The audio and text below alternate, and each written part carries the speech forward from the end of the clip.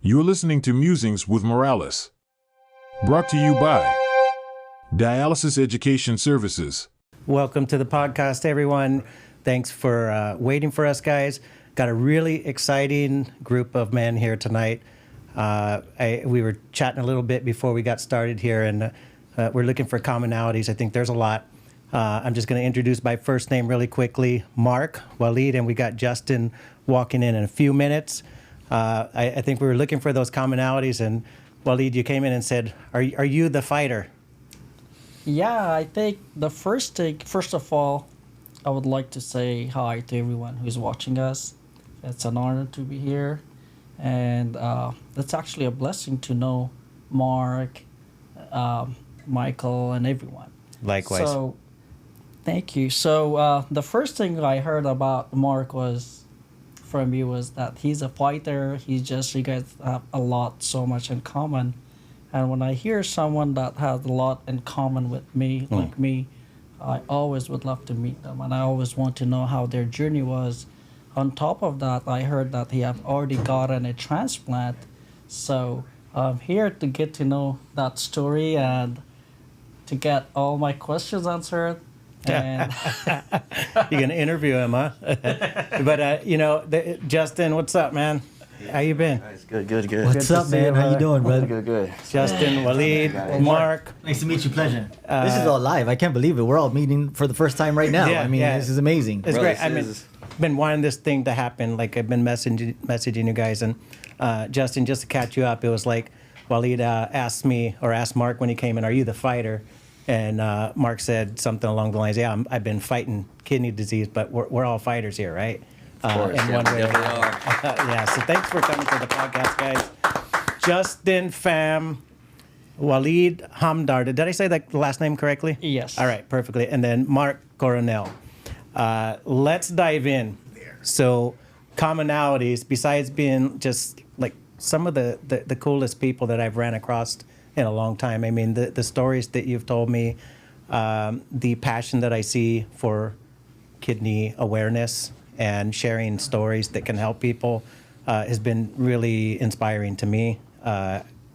Feedback from previous podcasts, you've inspired our audience. Walid, it's your first time for us, and again, I can already say that all three of you are some of the coolest people I've met. I haven't had the chance of kind of putting you to the hot seat yet, but let's start with that commonality tonight, and then we'll find out about some of the others.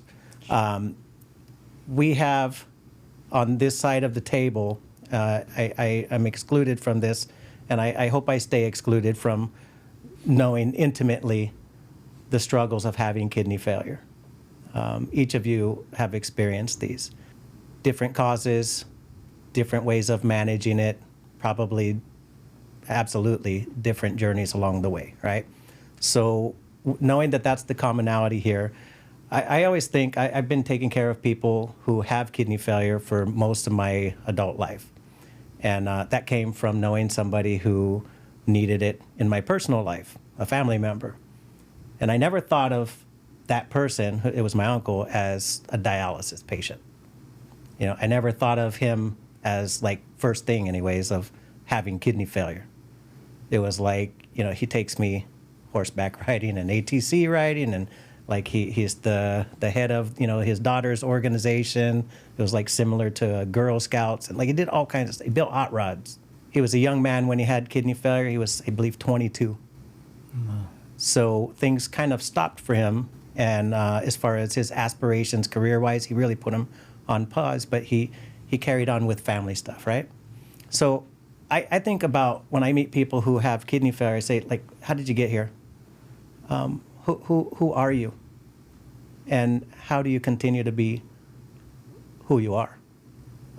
Does it permanently change you? Do you become somebody who you weren't as the core? So Walid, let's start with you. Can you tell us a little bit, how did we get here today? That commonality. Tell us a little bit about growing up, the values, the cultures, the pluses and the minus, or the positives and the negatives growing up that got you to the point that you're sitting here right now. And the first thing that we're talking about is actually not the first thing about you, is it? First of all, for your viewers, as it's my first time coming in here, as you already introduced me, my full name is Walid Hamdard. I'm originally from Afghanistan. I was born into a very middle class family. Uh, Everything's aside. Regarding the kidney issue, I'm coming straight to the kidney issue. So I was actually born with a disease called Alport syndrome. It's a genetic disease that only comes from mother's side. So, Mother's side. Yeah. So that's what the doctors say. So in this disease, the kidney starts producing protein automatically. Okay. So as a kid, long time ago, maybe when I was 5 or 6 years old, it did show a sign. And after that first time, it just got better until I turned 15. When I came here, the first thing I did, I went to see a nephrologist. And the nephrologist was like, okay, your GFR everything is normal. So we don't see any problem. But, my dad was always worried. I have to make sure, nothing is wrong with you. And the doctors kept testing every 6 months until one night I got shortness of breath and I had to go to ER, and that was back in 2020. The first thing they told me, we got to test you for COVID. Maybe it's COVID. Yeah. So when they tested, I was like, no, it's not COVID. They said, since you're here, let's do a blood test. And they found out my both kidneys are really bad. Wow. And they told me you have to be on dialysis. So that's how it all started from as a kid to now. And ever since, my life has changed. And my goals have changed.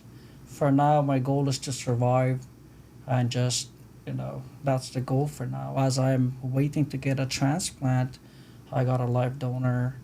And so that's what's going on. And then the rest, I got into, I got to know you guys. I came to this school. And now, as my career, I'm a dialysis technician. Amazing, man. Yeah. Amazing. So also, as I mentioned before the show, we were talking to Mark, and I said I was a boxer as well. So my goal was to become a pro, but unfortunately, because of my kidney issue, I couldn't. But that doesn't, break me down. Yeah. I'm still going forward, and then I just changed my goals. So now I'm not saying boxing was a bad career, but now my goals are much better, and I'm focused on that. So really interesting. I love the just the acceptance of changing goals. Like, change is so hard, right? And sometimes it's like, this is what I want, and this is what I'm shooting for so long. It's hard to pivot. True. I'm curious about when did you come to the States? Did you go to, what did you go to school in the Los Angeles area? Where'd you go to school? Kind of what made you tick besides boxing? Why boxing?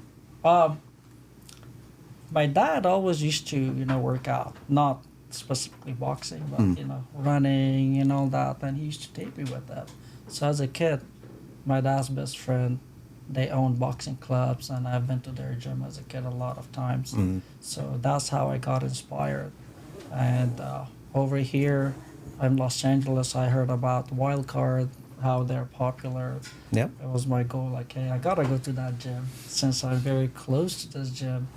And that's how I started boxing. I started taking it much serious. Yeah. I trained my entire life, but starting from 2010, I got so into it that trained 6 days a week, fight and all that. So, and also, as you asked me, I came to United States in 2009. We came from Pakistan. Okay. Yeah, but we are originally from Afghanistan, and Pakistan shares border with Afghanistan. Yeah. We're just neighboring countries, brothers. So, that's... Thank you. Yeah, that was the quick and dirty. I know we're going to get into some of the crevices of the stories here. Let's start to your right, Justin.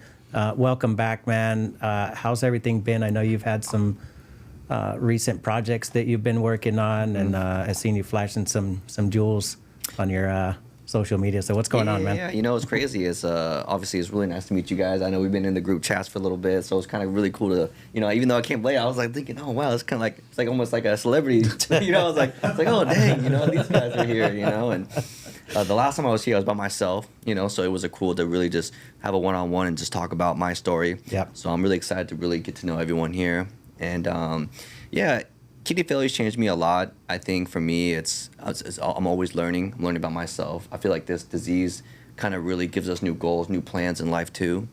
And I kind of went the same route. Like for my entire life, I have like a certain way of living. And I'm in my 20s, and I just get into my 30s when I first got diagnosed, and I just had such a different way of looking at life, and I felt like youth was on my side. I felt like I was gonna live forever, and so when I'm thinking about plans and goals, I'm just thinking about I'm just gonna live forever. And so when I finally was diagnosed and I accepted this lifestyle, I've gone to this point where I've grown a lot mentally. I've thought about doing more fulfilling things. I want to help others. I want to have new goals and projects that's just going to be helping others. And I feel like that became my new personality. And I think by looking at some of you guys' content too, I feel like you guys kind of went the same route where, you guys are trying to help others. And within life, it's like, that's just what you kind of do instead of thinking about yourself all the time. And so I feel like that's a good lesson for me. And that's what I've taken out of it it's just a big lesson in life. And it's just changed my whole course of how I see things and my goals. Bro, it's crazy. We've met a few times, and to think about like change, right? This podcast is really that instrument for me. You guys have changed the way I look at things, not just kidney disease. You talked about kind of at a certain point in life, and I think the insight from you came from kidney disease, but you start thinking about making others happy. And that, I remember that, like, you probably remember me messaging you, like, it stuck to me, man. It like really stuck in me. And it's like, yeah, it does start to set in, whether it be as a result of age, which, I kind of compare it to disease because my body is just like failing on me, you know what I mean? But it really, and then the lessons, right? Just that your life is a lesson. We should take action on lessons, right? So welcome back again. Looking forward to you guys getting to know each other, but I know there's going to be a lot of transfer of knowledge here, and the audience is looking forward to this as well. Richard Vanderplas, somebody who's been joining us regularly here, looking forward to the conversation. Marc That's amazing. Coronel. Thank you, man. I'm listening and hearing you guys, man. I've learned through this whole process, the darker the struggle, the brighter the smile. Amen. Yeah. Mm-hmm. Right? And see, I've already now gotten a kidney transplant, and I'm looking at you guys. I'm like, dang, man, this reminds me like yesterday. You guys bring me back to a place where you can't forget. Yeah. You can't, because I can see it in your faces, dude. I looked exactly like you. I looked exactly like you. And we go through the same struggle. And to be here on this side, and congratulations on you getting a kidney transplant. You're gonna get one soon too, brother. Yeah. I'm gonna be right here with you, man. Getting to know you now, and you sharing your story. And I really appreciate this, because being vulnerable opens you up to new relationships. Yeah. And coming on this podcast for the very first time, Morales said, "Hey, look, I gotta put you three together," and now I understand why. Hearing your guys' story and our relatability, I can look at you and say, man, you're my brother, man. I know your struggle, and you know mine, right? And that's something that doesn't come very often, especially when you put people in a room that knows what a chair looks like. Yeah. What knows what a tube looks like, and it goes through a machine, and you're there for 3 hours like, what do I got to do? What do I got to do to get out of here? That's right. You're the fighter, You're fighting every day. You're a fighter yourself, brother, and you're fighting every day. So to be here, it's not that we're amateur or professional boxers. We're all in the fight together. Yeah. We all got gloves, all of us. We all got gloves to put on to fight that 12-round fight every day the moment we wake up. Tell me about that. Walid, you mentioned that there's a conscious decision to survive every single day, and it kind of took me back to our first conversation, Marc, that you're in that 12-round fight every day. So let's talk about the fight. Let's go back. And Justin, you're 30... 32. Walid? 32. Mark, do you? 39. All right, so We're all in our 30s. I got you all. I got you. I wish I Dang. was. I wish I was. By the way, I got to make this comment. So just so you guys know, we watched the analytics, right? And you guys came on, and then all of a sudden there's a spike in the female demographic. I didn't like. Walid, join the club now. I think you're gonna. but no, sorry guys, I had to make that. That's funny. It's an observation, really. So that fight, go back to diagnoses, and two of you, and Justin, you mentioned your background in different sort of martial arts and things like this. Tell me about like preparation, which there is none, but a life of discipline, whether it's through boxing or martial arts, and how you approach the fight initially. Let's start there, and then of course we want to graduate to how it evolved, the fight. Maybe at a certain point the fight turned to more control, and that's common of a fight, right? Sometimes the other side is in control, and then it's like, nope, I got this now. I've learned the patterns. I've learned the weaknesses. I know where to strike, right? So let's start with Justin here first. Let's go with the fight. Yeah, I think with a fight, any fight, it's very spiritual. That's how I see things, and it's like, it's you would think it's all about learning how to control your emotions. I feel like in a fight, you don't want to spaz out, because that's when you lose the fight. Yeah. And I feel like with this is like, I didn't have as much experience as you guys, with the fight, from what I've seen, and I think for me, it's like, when I went through this, it's all about learning how to control your emotions, not go too crazy, and getting in news like that. Obviously, it's a change, and it's a 180 immediately. The first time you hear about it, it's a change, and you want to be able to keep your emotions. And I feel like from what I've experienced at a young age, learning about sports, doing martial arts. I did taekwondo from for many years. I did I went to a black belt, and then that's when I dabbled into boxing and jiu-jitsu and stuff like that. And then just learning how to control your emotions. I feel like in every fighter, you got to learn how to control yourself and know yourself and knowing what you can handle. And that's kind of like how I used, my mixed martial arts to this news. Yeah. I think that's great. A great relation there. And it goes towards business. It goes towards a fight, whatever. Yeah. It's like, don't get too excited, right? You're smashing. Of course, you need to recognize when to move forward, right? But at the same time, don't let your guard down, right? Because like when you're too confident or when you're too excited, you make mistakes. And on the other side, don't get too excited when things are not going right. Yeah, you got to keep the same discipline through the whole thing. Mark, you look like you got a thought here. What's the fight start back at day one for you, and how were you prepared for it? That was the hardest punch I've ever taken in my life. You're not prepared for a punch like that. You're not prepared for a punch because everything you learn in boxing or any martial art goes out the door when you get punched with something that you were never taught to take in. Right? Yeah. Because it hurts you physically because you think you can control it, but then the emotion of mental depression kicks in, and you're just like, dang, how do I get out of this? How do I get out of this? How do I get out of this? Yeah. Beat me down. Right? It's a liver shot then. It's a straight hard liver shot that can drop you. Paralyzing. Yeah. But a kidney, especially kidney news like that, won't drop you. It'll demolish you. Mentally, physically, in any way of capacity. So for people to be here right now, it takes more than just say, hey, I'll be here. 3 hours of dialysis. Yeah. I don't know if it's your guys' day. Monday, Wednesday, Friday. Yeah. Tuesday, Thursday, Saturday.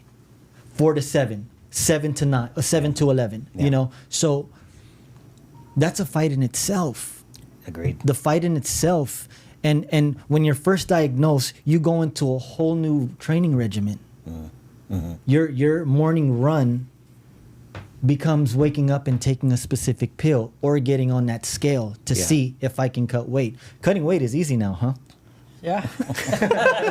Just go there every other day. Yeah. 3 kilos, 4 kilos down. I had a person that I cared for years ago, and she was a young lady, Monday, Wednesday, Friday, and she would tell me like, Mike, it's Friday night, and I bought a new dress, and I need you to take off, half a liter more. So it was literally like, let me cut weight.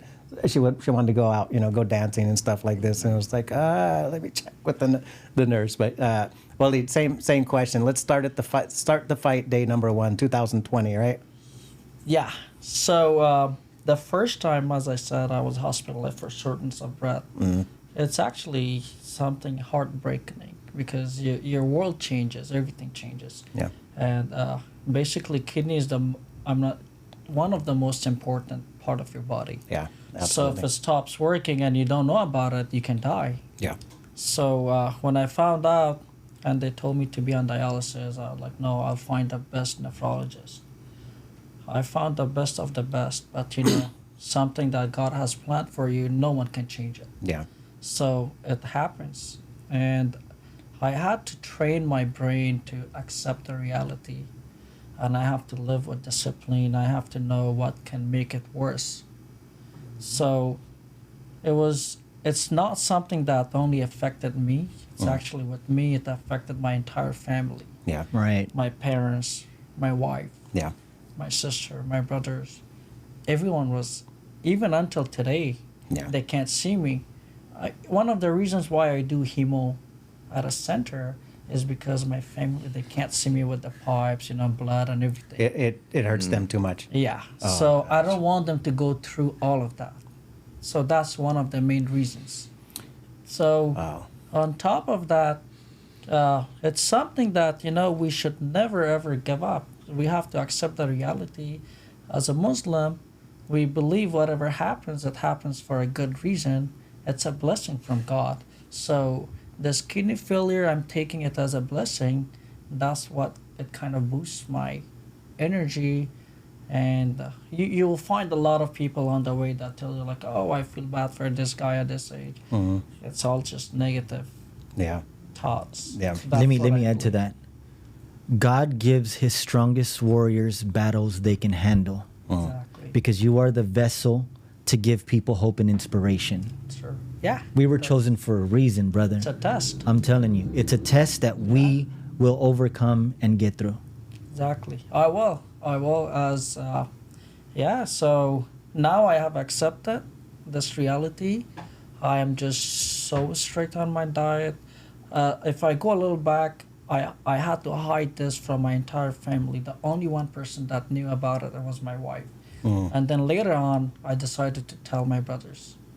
And then after the last minute, we had to tell my parents. Oh gosh. So they were the last people who found out. Oh, wow. Yeah, and it was a big shock for them. Wow. Yeah, so for anyone I was telling, like, they were like, no, this can't be true. This can't be true. Right. But later, like day by day, they had to accept it, It just happened. It just happens. But, the things are very, I would say, it's just life. Anything can happen. But it's a blessing that we found out on time. My kidneys don't work before, all the potassium could reach Yeah. my heart. Yeah. So So you were fluid overloaded at that point, but I was yeah. the day I was hospitalized, I was swelling, like Let- big face. Let's go there, guys. The day that you found out, and kind of take us back there. Like, how'd you hear? What were the first thoughts? Let's start with that. So you just found out, Walid.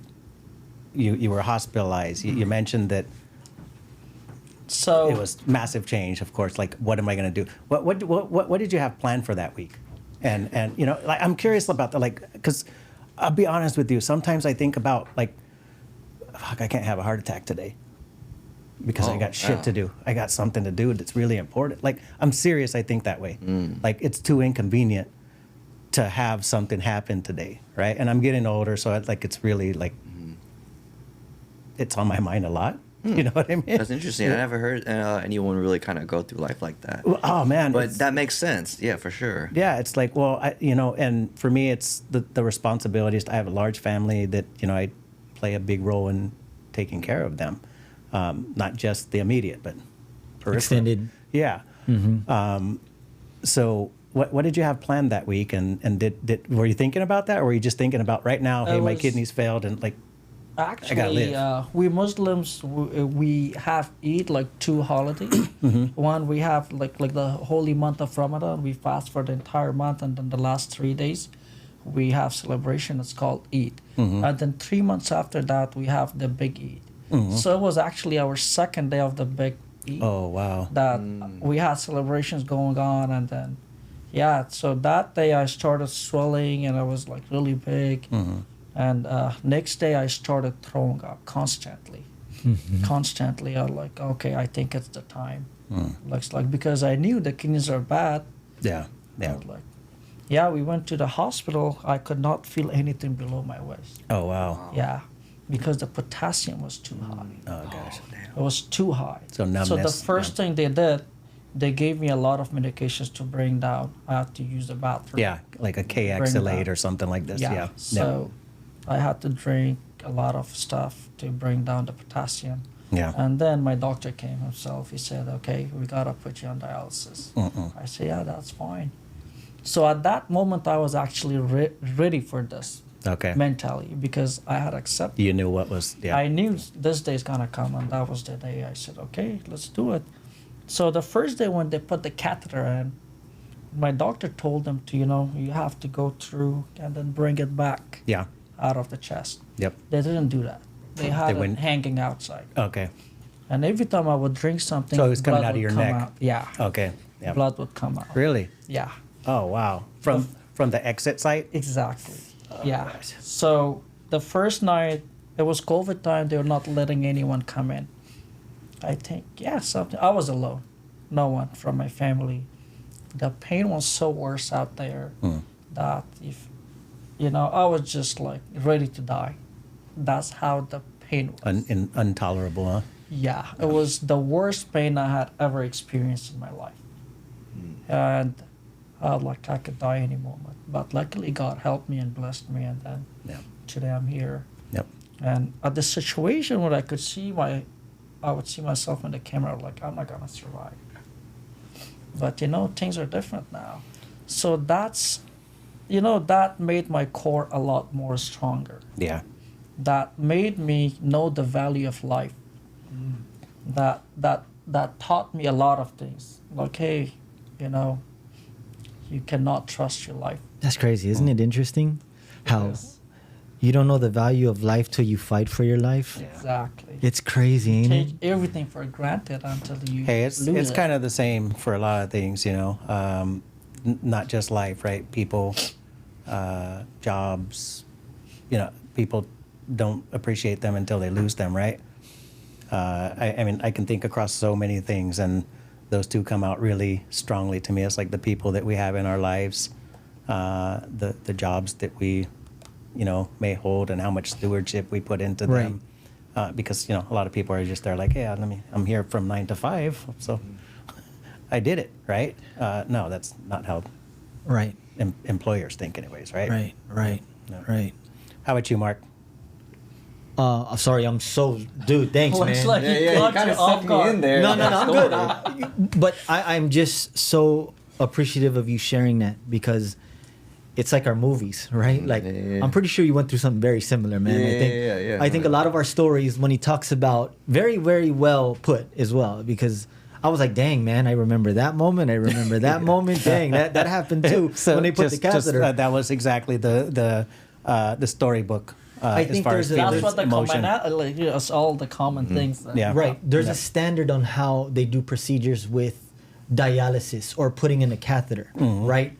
But the only thing that's not standard is how our life was right before. Yeah, that's 100% And we come true. from different lanes, dude. Yeah. We come from so many different lanes, and then we end up at this stop sign that says, wait, you Yeah. can't get gas, you can't press brake. This is what you're going to be put with, Yeah, right? yeah, kind of stuck. You Kind know, of railroaded. we're stuck. What do we do? Railroaded. So yeah. what am I going to do here? Yeah. I remember that, but mine did. Yeah, I remember they stuck that in there, and I was like, well, what's gonna happen? What's going on? Stuck the catheter in, see it through the X-rays on Yeah. how they did that. They Yeah. See the wire going in. they everything. see the wires go in. They put some anesthesia, so they're just putting it in there. Remember when they put it in there? They just like shoving it in there, and I'm like, dang. I don't know if you felt Seems that so part. fast, yeah. I Remember couldn't that? see it, so they put me to sleep. Oh, they put you to They sleep. put you to sleep. They didn't put. I was up. Yeah, I was awake. Right. Dude. They're like, you're lucky, man. Yeah, you got it good, I was man. lucky. You got it good, dude. I mean, I think that that type of sedation where the patient is awake and can talk through things is a preferred method. So I'm not sure, what the complication was, why they went with, to put you under. But I see that in access centers. When I say access, ambulatory surgical centers Right. where they're doing placements. Yeah, that they're wanting conscious sedation in most Right. cases. So you were up, Yeah, I was up. bro. How was that? How did that feel? To be honest with you, when I do remember it, I was more nervous for the preparation than actually when I laid too. down. I was Me trying too. to talk them out of it. Is the funny thing. Me too, Yeah, dude. I remember. wow. I remember when I got there, up to that little procedure room. I was like, "Can I see this catheter that you're gonna put in there?" He's like, "Well, no one ever really sees it, but you really want to see it?" And they're like, "Yeah." They're like, "Well, hold on." So this nurse comes out, and he's this Filipino dude. He goes, "This is it." And he pulls it out like an Amazon box. I swear, it looked like he just came out of a little box. And I was like, "That's going in my artery." And he's like, "Yep, this is going right in there." I was like, "You guys have like a smaller one or something?" And he's like, "No, man, we have to do this like right now. We got to get you in there." I'm like, "Wait, hold on. How many do you guys have You're left?" bargaining, right? Yeah, I was Are like, you this sure? I was Are you just- sure? How many you did you did guys this? left? It's not good because I'm questioning him. Maybe he's going, maybe I'm not going to be doing good at this. But I got in there, and it was like this blue and gray room, and it was cold. And then It was cold. yeah. I and- remember and that, dude. It was only 2 colors, and I remember going, "Whoa, this is crazy." He's like, "Yup, you're gonna lay down here flat. We're gonna put this cover over your face. Don't look left or right. We're gonna shoot you up with some numbing shots, and then we're gonna cut, and we're gonna insert that down your artery." And I remember like, "Really? Oh man." He's like. He says, don't, he puts this paper over my eyes. I can't look. I can't see. He says, and then he tells me, do not move. I'm like, all right. And then next thing I know, he does it really, really fast. All of a sudden, I'm like, that's it. He's like, yep, you're done. So you right back up, and then you're good. And I was like, whoa. And the only time I felt anything is like after I got back to my hospital bed, and then that's when it was like When anesthesia wore down. Yeah, and then like it kind of hurt. Blood was kind of pulling out a little Yeah. bit. Yeah, and so Yeah, that was that- kind of like my artery surgery or whatever you want to call it. Catheter. Yeah. Catheterization. Emergency catheter. Yeah. Yeah, exactly. Yeah. Right. And that's not even permanent.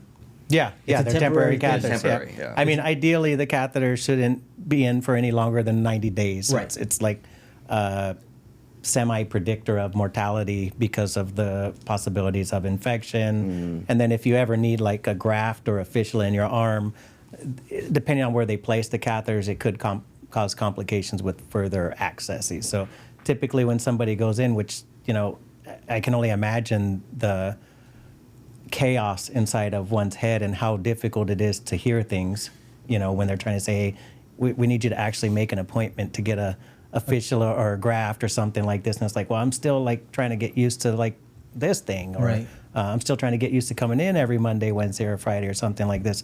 So that 90 days becomes very difficult in some cases when somebody starts with a catheter. Did you eventually graduate to a graft or a fistula in your I didn't. I hemodialysis was career? a dropout, man. I went straight into transplant right after that. Right. that's a great way to drop out, right? I mean- yeah. So, I just want to ask a question from you guys because one of the things that I did was use Tegaderm. Did you guys take a shower with that catheter in your chest? Yeah.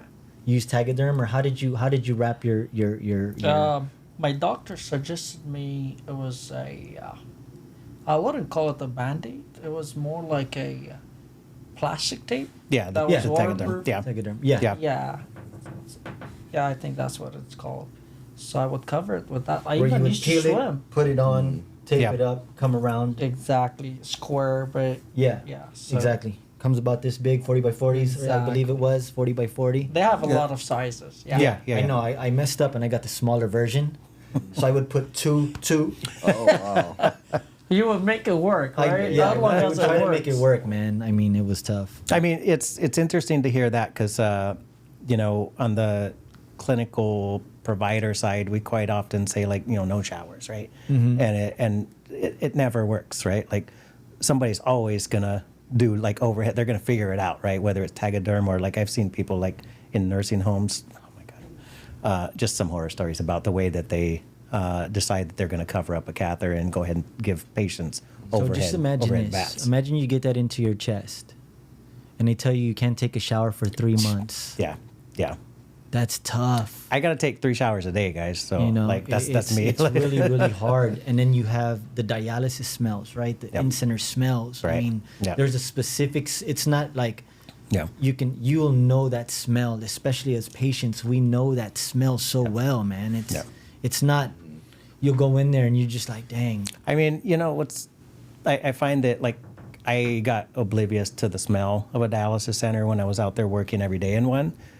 Now that I'm not, when I walk into a center, it hits me in the face. It's like a uremic smell, and then of course the different sort of chemicals that are in the clinic, like bleach and vinegar, that kind of comes like overwhelmingly to your nostrils, right? Let me ask a question, guys. So you know, talking about fighting, and let's just kind of continue to use the analogy of what you all did before, as far as like the exposure to martial arts, boxing, wrestling, things like this, right? First of all, how important are like cornermen and coaches? How important are they to the fighter? You talked about like not getting excited.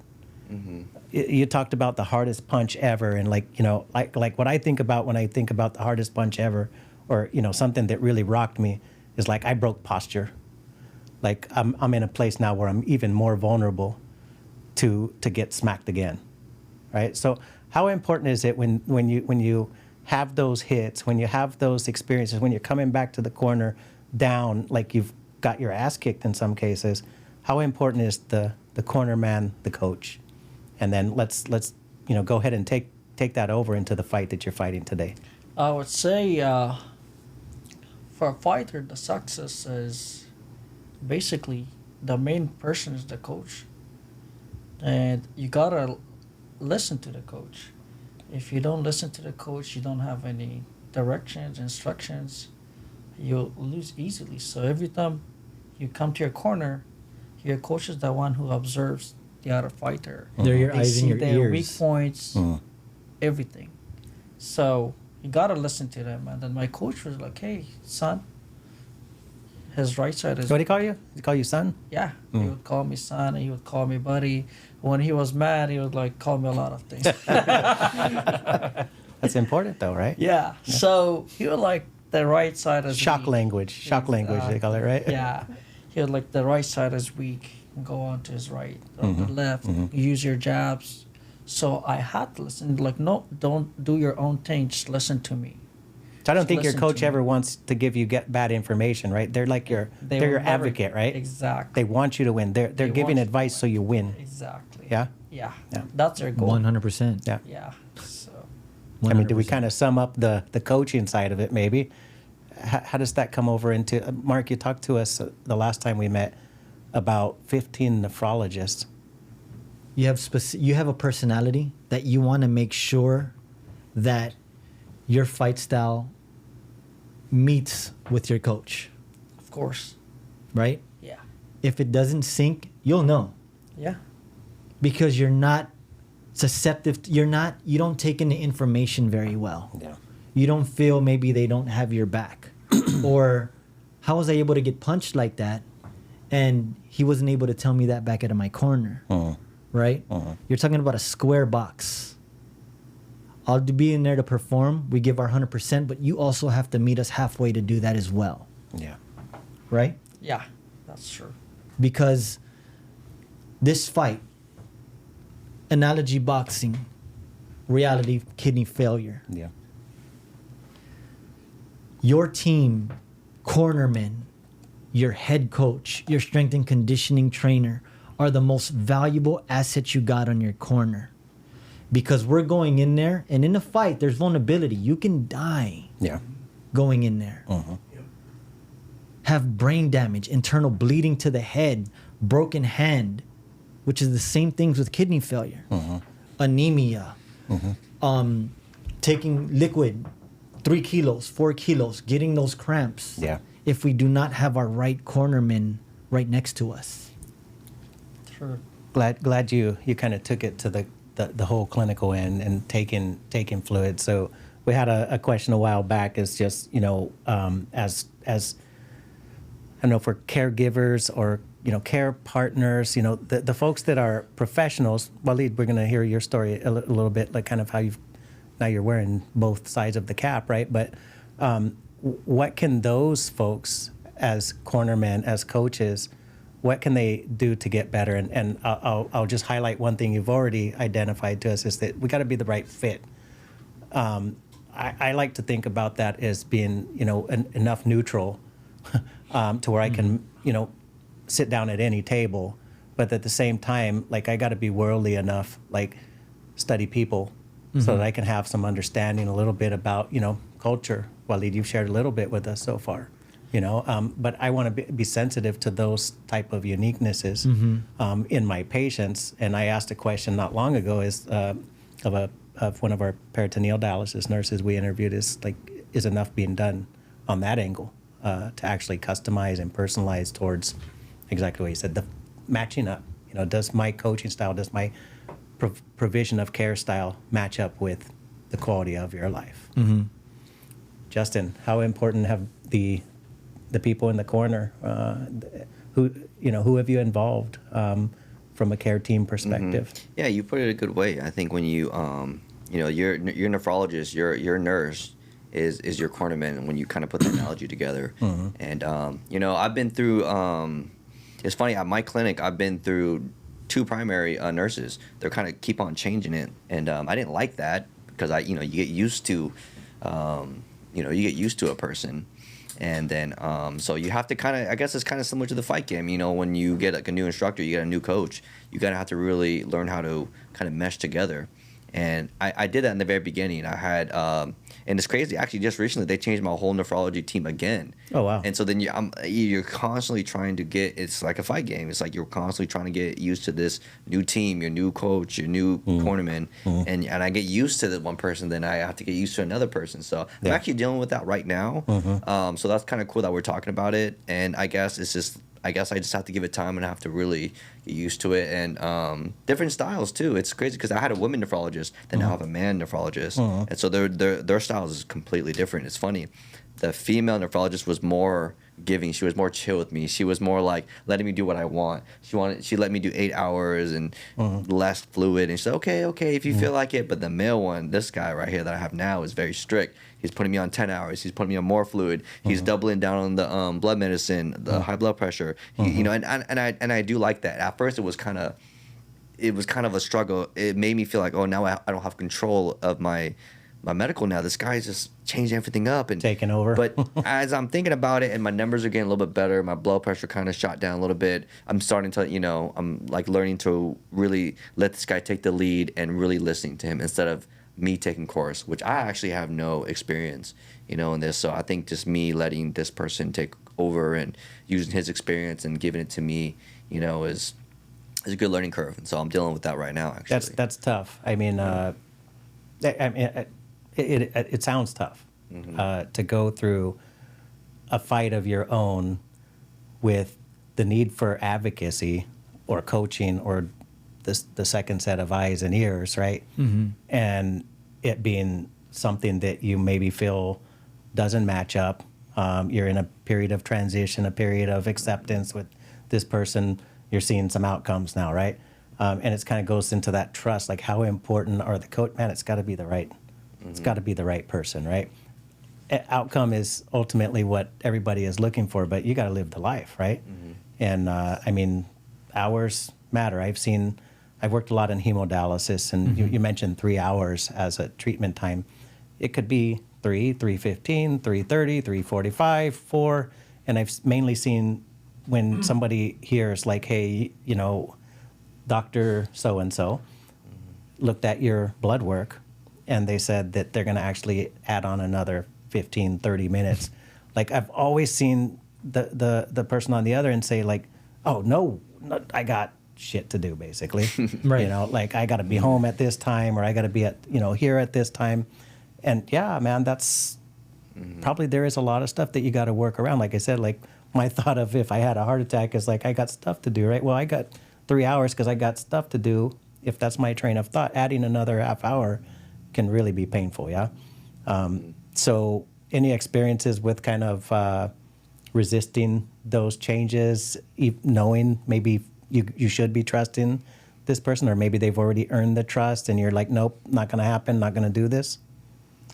I haven't experienced anything. I mean, when I got the news of I'm going to do more hours, I never really argued with it. I never debated it. I think I'll maybe give a glimpse of like maybe like I'm annoyed a little bit. I might give them that impression, but I think ultimately I kind of just let them take the lead, and I think I've let all my ego out. In this fight, whoever's going to tell me I need to do this, I'm gonna do it. I mean, I'm compliant, basically. Yeah. Regarding PD, I used to be a PD, as I mentioned to Michael and Mark. I was a PD at the beginning. And it was actually, the draining time was actually painful for me. But regarding the time, I was so okay with the time. Okay. Before going to bed, get connected. So you did evening cycling when you did peritoneal Yes, dialysis. Yeah, and that was working for me. Walid, But move closer. early morning, it was Yeah, actually, just to the mic a little bit. it was actually hurting me a lot. The draining time was Yeah, the drain hurting pain? me, yeah, Yeah. a lot. Yeah. At first, they said it's gonna take 2 weeks, so you want to get used to it. And then later on, from 2 weeks, it changed to 2 months. Yeah. They had to open and cut the cord, whatever. They have the cable inside, Yeah. the catheter. Yeah, the catheter. Yeah. Yeah, the other end, that's inside. They have to cut it short. And then after that, they said, okay, now it's new. I'm still having pain. So they're like, okay, another 2 weeks. Again, another 2 months. Just never took, Yeah. never took. But for you. my doctor always keep him in my prayers.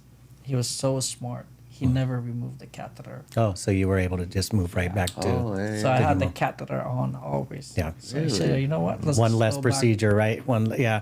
And that, I mean, how exhausting is that? I mean, how many times have you guys been in for those type of procedures? Well, I was excited to get mine out. I think when my PD catheter was recovered and I was able to do it, they pulled that out immediately. Okay. But I guess that Did you have like test runs? Like they knew that it was going to work, and like, if I can remember, it was I gave the idea. Well, I want this thing out now. If I'm going to be doing PD on here, I think that might have kept it on for like 2 weeks, but it was Okay. pretty much instantly. Yeah. But that's smart for you though. I think sometimes they probably should have done that. I think I was the one that said I want this out because I was annoyed to have this, and then Yeah. I'm only using this. but it was successful, so Yeah, you didn't. but end I up- do remember the drain pain, and every now and then I have it still, which is funny. And I think in the very beginning that did hurt. Like it was painful. I remember that's why it's the drain pain. It's very common actually. Yeah, yeah. And it's probably some hurts more than others, but it was definitely pretty painful. I do remember that. Yeah, let's dive into a topic here, and we'll stay with the PD, the drain pain, but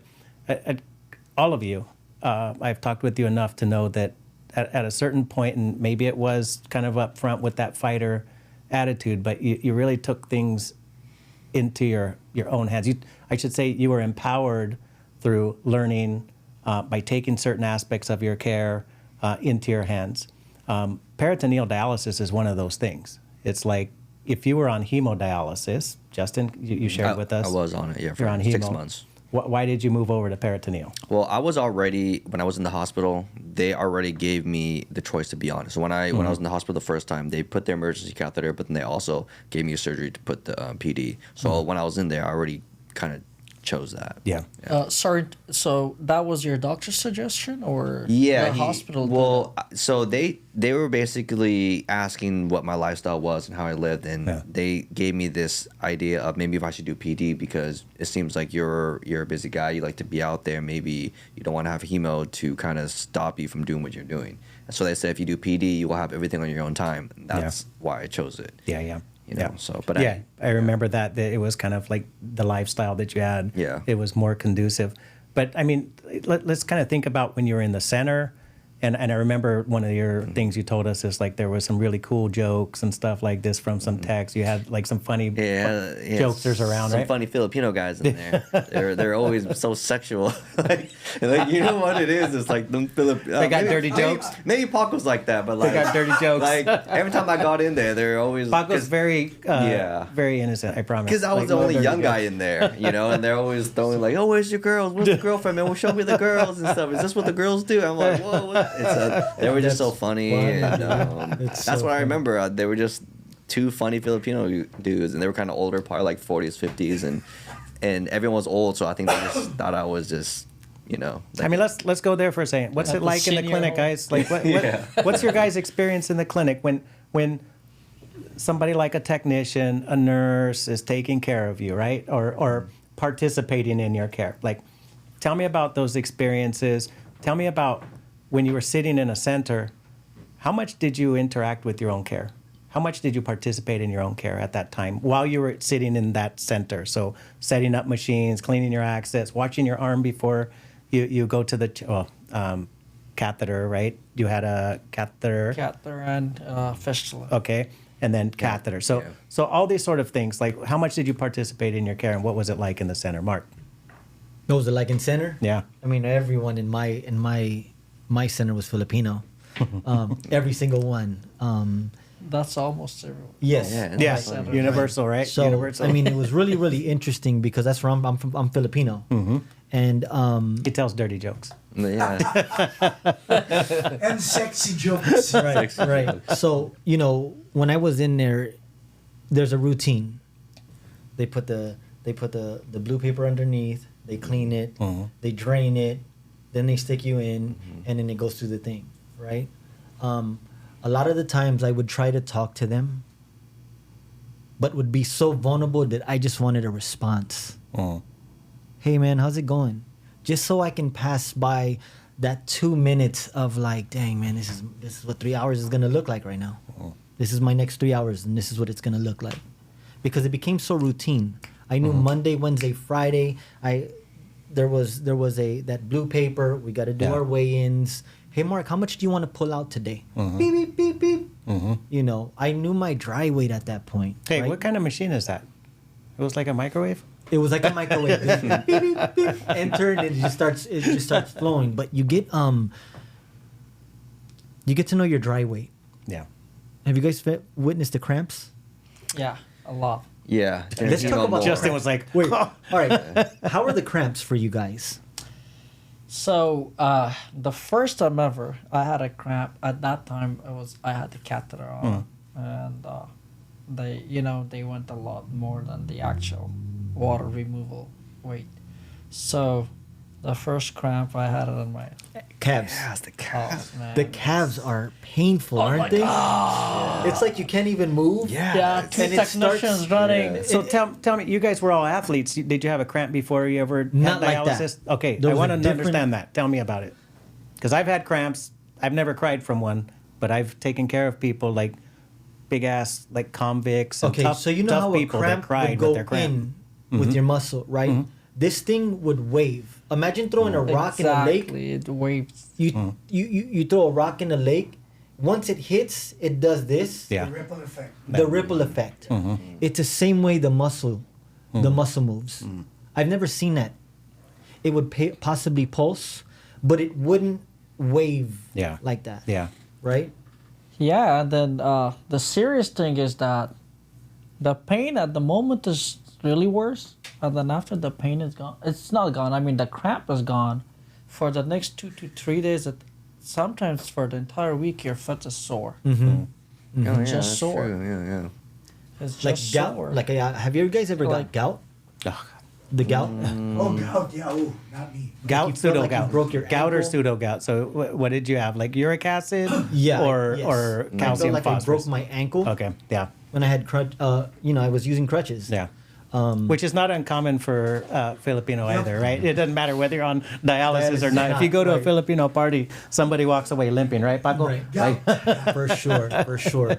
So you also dealt with the cramps. Yeah, I have, and it's exactly what you're talking about. It's kind of like a in and out ripple effect. And I remember my calves. I'm just like, yo, like what? Like why is it doing this? And it's like, yeah, I played sports. I played a lot of basketball too, and it's and those cramps is kind of like it's like a sting. You're right. It's basketball when you play. You know, obviously when you're doing explosive moves, whatever. It's like a sharp pain, and then it goes away. It's like it's simple. It's like, oh, I can deal with that. Okay, it hurts. But when you pull a lot of weight, and then now you're pulling all this fluid. The cramps are just like, I don't know what it is. Maybe your muscles are trying to grab, but there's nothing there, and so maybe that's why it does that. Or So you something. guys got these in hemodialysis treatment. I got it more during hemo. Yeah. What about peritoneal? Do you experience cramps as well? A little bit, but not as much. No. Yeah, hemo is so much more aggressive. I feel like. So I think. It pulls out. All Yeah. Yeah, it's quick. I mean, it's trying to run a marathon in 3 hours, right? Exactly. Right. So tell me, you're sitting there having a cramp in a clinic. What next? What happens? You just yell like, "Help! I'm getting cramp." Nurses come. I put my foot like this. Yeah, So, they have to why do they stretch you. come? Why do they come though? Like, you call them? What do? You hit We're a in- light? dude, What do you, how's this They work? come in. The first thing they do is if it's in your. But how do they know you're cramping? Is what I want to know. You know. How do I know that? How If as I'm a the tech, technician? if I'm the nurse, I'm and cramping. I'm cramping. Okay. I'm cramping. okay, so let's go there for a second. I had this patient, and she was from Cambodia. She was in her mid to late 70s, right? She couldn't speak any language anymore. Severely demented, right? Bedridden, got brought in from a gurney. Always making noises, and everybody thinks that's just a normal thing. Kind of like babies, right? They're crying. But you guys, children, anybody? No children? Not yet. You guys? Got one. You got one. How old? Today is her birthday. She turned 4. Okay, so pretty happy birthday, man. What are you doing here? You guys are important. That's why I came. So very recently, you can remember when she was a baby and she had a diaper, and when she was hungry, she cried, and when she was tired, she cried, and when she pooped or peed, she cried, right? But probably you know the difference sometimes. Oh, that's a tired cry. Oh, that's So from the experience, I would say. Same Yeah. thing with the technicians. Yeah. Like if they see someone feeling sleepy, like okay, he's probably sleepy. They're seeing someone yeah. like oh shit, something is wrong. I gotta check on this guy. Well, imagine this lady, mid 70s, late 70s, mid to late 70s, can't speak her own language but makes noises, and just think of it similar to a baby, right? Always making noises. And we got pretty callous to those noises because it was always happening. And one day I was standing right next to her, and she made those noises, and she was close enough to grab my hand and put it on her leg. And the cramp I felt was not waving, it was a solid rock. I mean, I touched her leg, and she didn't have much of a muscle, but it was just seized completely up.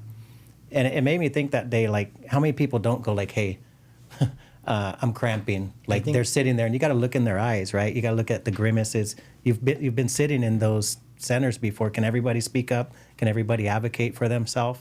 Or do some of them require like a higher sense of like sensory acuity? Like the techs and the nurses actually need to be watching them, not over in the nurses' station, something like this. Any experiences with? Well, I seeing think that type the of thing? technicians eventually they'll have their own routine. I think they'll read the patients pretty well. I think so. I'm sure. Like I'm just assuming if they know a patient is always cramping, they'll probably put more energy. Yeah. They'll know. Yeah. I think a lot of the people are pretty smart. But if you're new and you can't speak like that, I mean, dang, I feel like that's going to be something that Yeah. is just it just sucks. If you can't speak and you can't tell a technician you're cramping, I mean that's I couldn't even imagine that. That's like me, it's really That's even painful. yeah. worse. That's like me going really to painful. Yeah, I mean, I tell the people that I've taught over the years that this is something that I don't understand because I've never had that. I've seen people who react to the cramps in a way that I've never had that kind of reaction to a cramp. And like you guys, I've had a lot of physical strain in my life as far as like exercise and fighting and things. I've had bad cramps, but never did I like actually shed tears over. I might shed tears over losing. If I lost, I might shed some tears about cramp or pain. Or I never did. And I've had many patients that I know they're super tough individuals that have literally, and the reason why I asked, literally cried, but the reason why I ask is you're sitting there and it's like, hey, I need help. Like you're connected to this machine. Can you fix your cramp?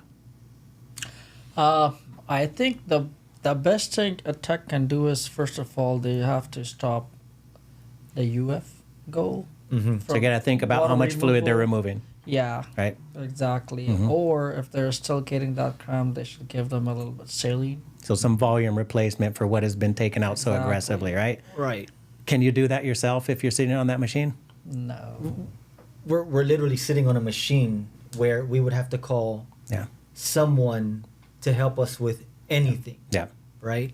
So that's what I'm trying to highlight is Right. like there's a sense of dependency on those people in that center, right? Yeah. What was it like when you didn't have that dependency anymore? When you started out on peritoneal and you didn't have that, and then you switched over to that dependency when you started out on hemo, then switched to peritoneal and lost that dependency. Yeah, it's a little scary because with hemo, it's kind of like it's kind of nice because they're doing everything. I never touched anything. I never really even cared to learn anything about the machine.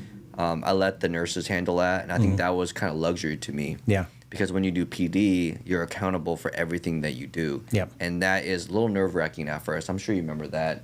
Going from PD to hemo, you kind of in hemo they just do everything. At least for my clinic, I didn't touch it. I didn't see anyone do anything or honestly. So for me, it was just all accountability from there. It went from like no accountability to okay, if you're dirty, if your hands are dirty, or if you get infected, that's all on you now. Yeah. Yeah. And That's a great point. When we look at infection rates among those who do for themselves, it's probably higher for sure. No. Oh, is it not? Really? it's not. Whoa. Crazy, right? So you're saying that the hemo, there's more infections. Higher infection rates in the centers than there are among the home dialysis Gotcha. patients, for example, in hemodialysis. And I kind of always say, like, I would hope that, Mark, that you love yourself more than I love you. Of course. You know what I mean? If I don't love myself, how am I going to depend on you to love me? You That's get right. what I'm saying? Yeah. So, yeah, for sure. Yeah. So I kind of sometimes, and I should stop doing this, but I kind of say like home cooking or, fast food is like, who's going to make sure that your meat's the right size so you don't choke on it, and that it's, I want to give a shout out to every dialysis tech. Yeah, shout out for sure, man. Shout out to every dialysis tech. We talk about this right now, and I'm one of them. That's right. hey, shout out to you, brother. Because here's the thing: is that they saved we're under their care for 3 hours, 4 hours, 5 hours, and they're going through it, man. We as patients, we see what's going on, but they have to deal with many different personalities. Yeah. 40 chairs, 40 different personalities, 40 different cultures, 40 different races, or whatever the case is. But everyone comes in there with a different type of attitude. Yeah. Everyone comes in there, I mean, there were times where I came in like, I didn't want to do this. Yeah. Why am I doing this, man? Right? That's the truth. Yeah. It's easy to give up. It's so easy to give up. It was that discipline, going again back to boxing, Yes. right? Do I want to go out like that? Because that's the easy route. Well, for me, that was the easiest route. Yeah. You know what? I can give up. I'm good. Right.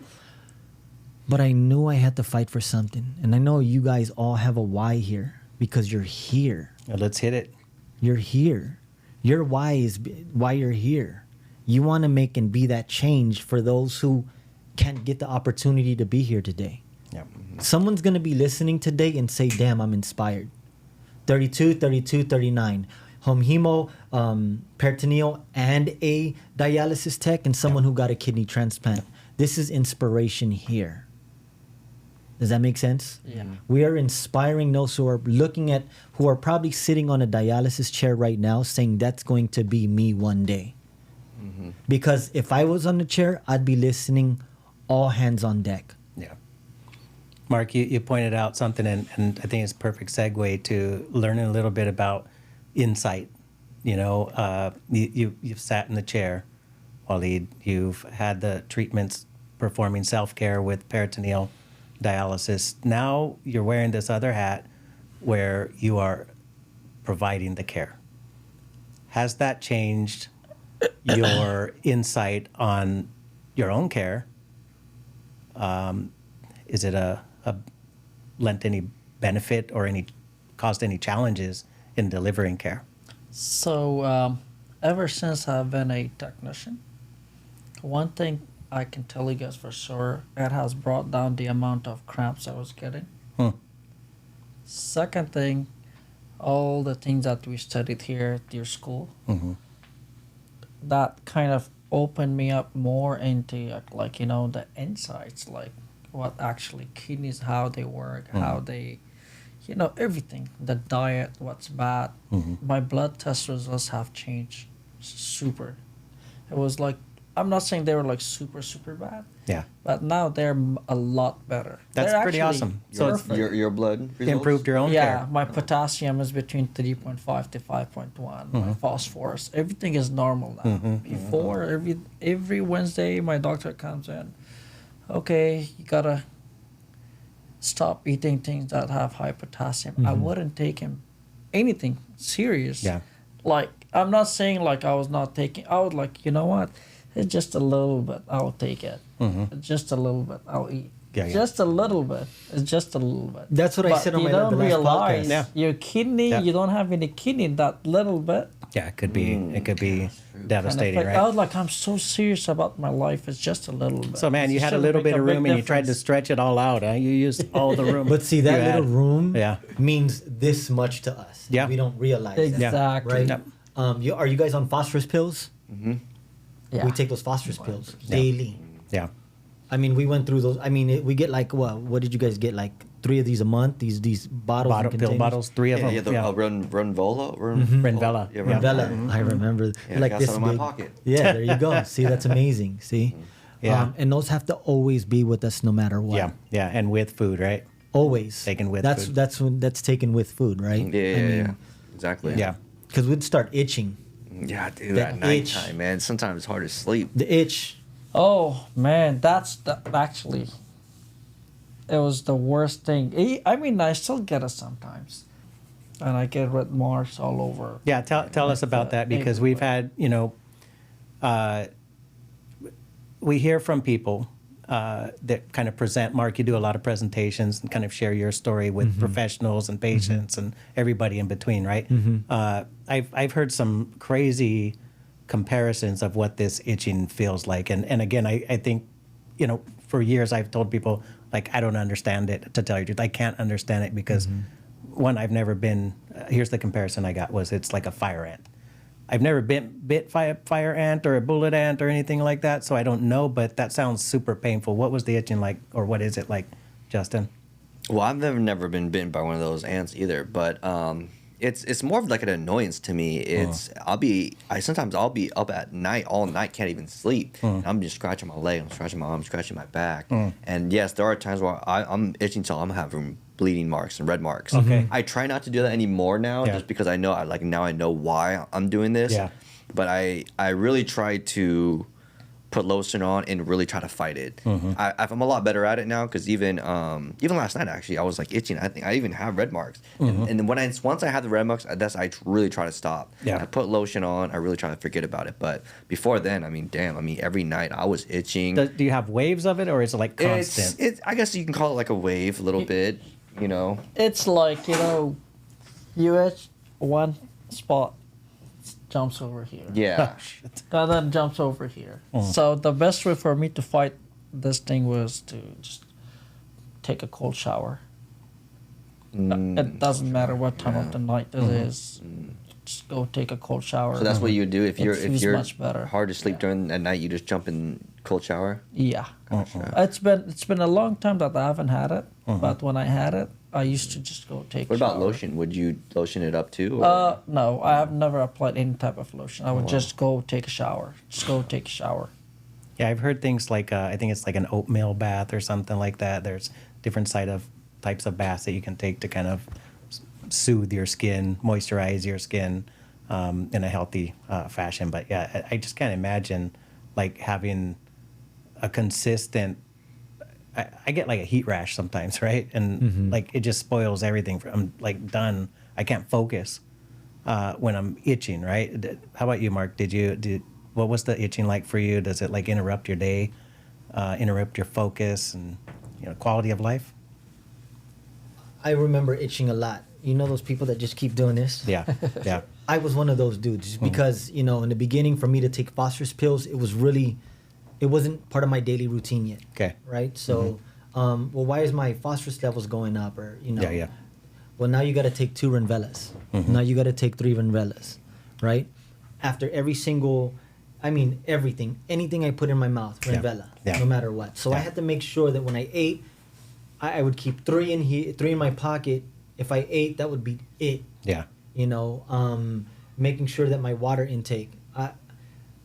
It took some time to get used to. It took some time to get used to dialysis. Yeah. You're not gonna get it overnight. Yeah. You have to go through the trials and errors as a patient so that you know your body yourself. Because I think when I went in there, I thought I knew myself. I didn't know my body, which is 2 different relationships. Yeah. Right? I know myself at what would make me mad and upset, but I didn't know how my body would react to certain things that I put in my stomach. Yeah.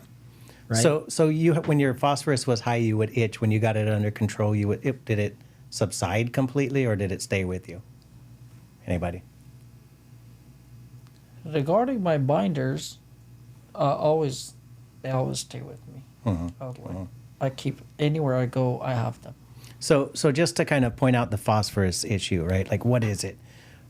When the kidneys fail and you cannot excrete or filter and excrete this kind of heavier molecule called phosphorus, it's the reason why just hemodialysis, typically standard in center, hemodialysis doesn't really do the whole job.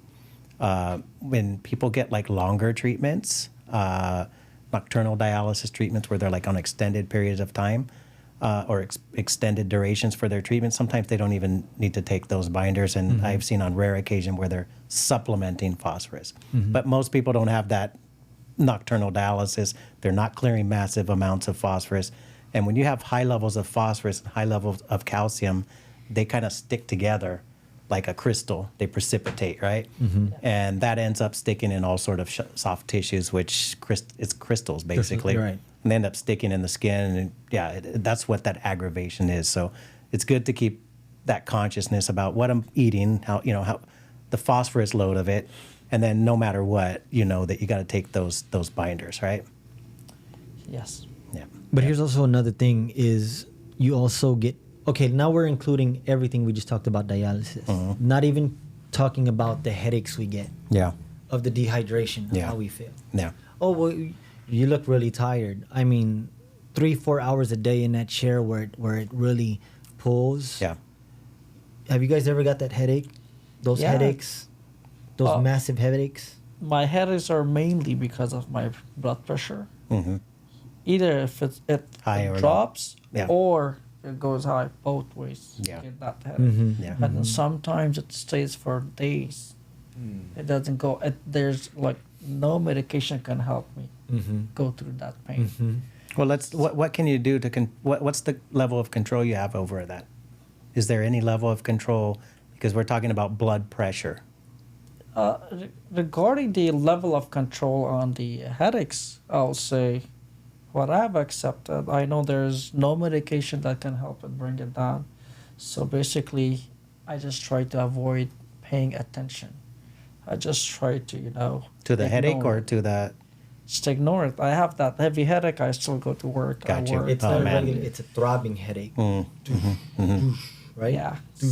Douche. And it's like, it's a certain type of... Even your eyes, everything. Yeah, here, all of that stuff. Yeah, I remember yeah, that. periorbital, yeah. Think about, I don't know if you've, or anybody listening has had a long night, maybe in Vegas, and they had a hangover. What are you doing there? What are you trying to... Old fashioned. Imagine, you drink, have a long night, and you get a hangover. Yeah. I mean, one of the worst hangovers you've had. I think that Comparable. very. Wow. Oh, God. I mean, the older Right? I get, the less I want to feel that stuff. Yeah, but yeah. it's like, Yeah. those are not fun. You've And, had that too, right? Like a little throbbing headache. Yeah. I actually never really had much headaches after dialysis, which is the funny thing. I think that's actually what helped maybe the blood flow of my headaches. But I used to get a lot of migraines before I knew about my kidney failure, like before I started doing dialysis. So that could play a part for sure.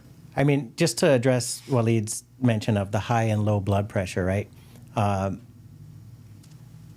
Having daily, or in some cases, like patients on peritoneal have continuous, so they're cycling through the day too, right? there's less fluid accumulation throughout a day, right? And you think about high blood pressure, it's related to also high blood volume. So if you're taking off fluid more frequently, less hypertension in theory, right? I'm not saying fluid's the only cause of hypertension, by the way, but it's one of the causes, especially with kidney failure, right?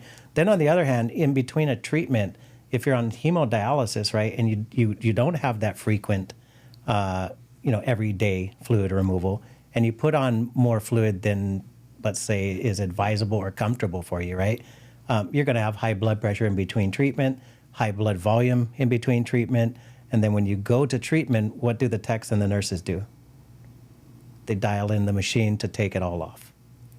So it's like over the last couple of days, you've built up this high volume, high pressure, high waste, electrolytes, things like this, and then in hemodialysis, it just drops off, right? And hence, hypotension, low blood pressure after a treatment. A lot of people kind of have described this this hangover. It's actually, they call it dialysis hangover after treatment. And I remember my uncle, he did 5-hour treatments, 7 to midnight. The reason he did it 7 to midnight was because he was done after that. Like he did at home, hemodialysis. So when he was done with dialysis, it was like, hey, clean it all up. I'm going to bed. So we cleaned up the machine, took down the lines, all that kind of stuff, disinfected, and he was asleep. And then next morning he woke up feeling semi-refreshed. After hemodialysis, did you have that hangover, Mark? Was it like an everyday thing, or was it related to the volume and how much was taken off? It was all the time. I remember 3.5 kilos. Okay. Always. You were pretty consistent. Like you 3.5 took it right there. kilos. Yeah, because I started to understand how much water I can take. Yeah. I understood how much, what my daily routine and habits were. The salt intake. Making sure that my wife didn't put that on. Yeah. Right? That she didn't, because it would accumulate. How'd you do that, man? I can't make sure my wife does anything when she goes, like, except for cook. But I can't tell her how much salt or anything to put in there. She wanted me to live as much as I did. I was going to say, tell me about that, because, like, cook and chef, sometimes I think they're different, actually, right? Cook and chef, like, hey, let me throw a bunch of shit on the pan. And so she studied the diabetic renal diet and stuck to it. I remember the first time I had that diet, I'm like, there's no salt. Yeah. This thing tastes completely different. Yeah, that's what meat tastes like, huh? So your adobos was not. It was not the business, brother. It was not the business. Not like mine, huh? Yeah. So, guys, again, Walid, you mentioned that becoming the provider of care has really helped you to improve, like, your labs, your ability to self-manage in the way that you're being prescribed. Exactly. Or recommendations that you're getting from your Yes. team. Yeah. How does it help you in delivering care? Now go the other way. So you have the experience of sitting in the chair. How does that help you in delivering care? So, as a patient, I know what the patient goes through when they're in that chair. I go to that chair every other day. So I always expect my technicians to come check on me to make sure, I'm not bleeding, everything is good, my blood pressure is under control. So I do same thing the way I expect for myself. I do the same for my patients. I just make sure to check on them, they're not bleeding. I go around, ask them if they're in pain, they need something. So I think that's one of the things that, as a patient, you go to a technician, you know what they go through. Yeah. So that's how it helps me. When a lot of patients, when they find out that I am a patient, they come up with a lot of questions. Like, how come, like, how about your fluid intake? Yeah. What do you eat? How do you avoid potassium? How do you avoid phosphorus? So I share my experience with them. Most of the patients, I don't know, it's because of the language, maybe. I had this one patient who had phosphorus binder, and he was taking one in the morning and what at night. Just taking it like it's a routine rather than Exactly. a need based off of what he's putting in his mouth. Yeah, and he didn't speak English. And I was talking to him in his own language. So he speaks Farsi and I speak Farsi as well. So I said, why is your phosphorus always high? He's like, what is that? No. Yeah. No idea. Yeah, No he idea. had no idea. I was like, okay, let me see your medications. So he showed me a picture. Yeah. And then I found this binder, Renagel. I said, this is for phosphorus. Yeah. Like, yeah, I take it every day, one in the morning, one at night. I was like, no, you have to take it with food between meal. You know what's sad is That's funny. I've seen it's not only people who need to take them, but in environments like nursing homes where a nurse is going to go pass out meds to people. I've seen nurses with the same thought of it because they don't know. They're like, I'm going to give the phosphorus binder because it's med pass. Well, did the patient just eat? No, they ate like 4 hours ago. Like, why are you going to give them the Yeah, phosphorus binder, right? That's pretty sad. It's just like on a routine. Yeah, so there's a lot of improvement that needs to be And made. that's why advocating for yourself is so important. 100%. Yeah. Knowing yourself in and out through that treatment, through asking the questions and making sure that that advocacy, and we talk about this in the beginning, is having that right corner and team. I was just going to go back there. Is like there's some time where you can't advocate for yourself, right? And Walid, now you know what it's like to advocate for yourself. You also know what it's like to advocate for others as Exactly. somebody that's taking care of them. All of you guys are putting out a lot of great sharing. Justin, remind us your Instagram and TikToks, because the other day he messaged me and he's like, "Hey, do you know this guy?" I was like, "Yeah, man, he's a great dude." But One of your you're being seen, posts man. went viral. It did. It's funny. I guess we can talk about that on TikTok. Well, it's Platinum Kidney for the TikTok, and same as Instagram. But my personal is Justin Pham with 2 P's. So on TikTok, I try to make a video like every other night, or I try to be consistent. And I just kind of mentioned that people with kidney issues, if you have too much protein shakes and you're doing creatine, you're working out, Yep. that could possibly fasten your kidney failure or destroy your kidney.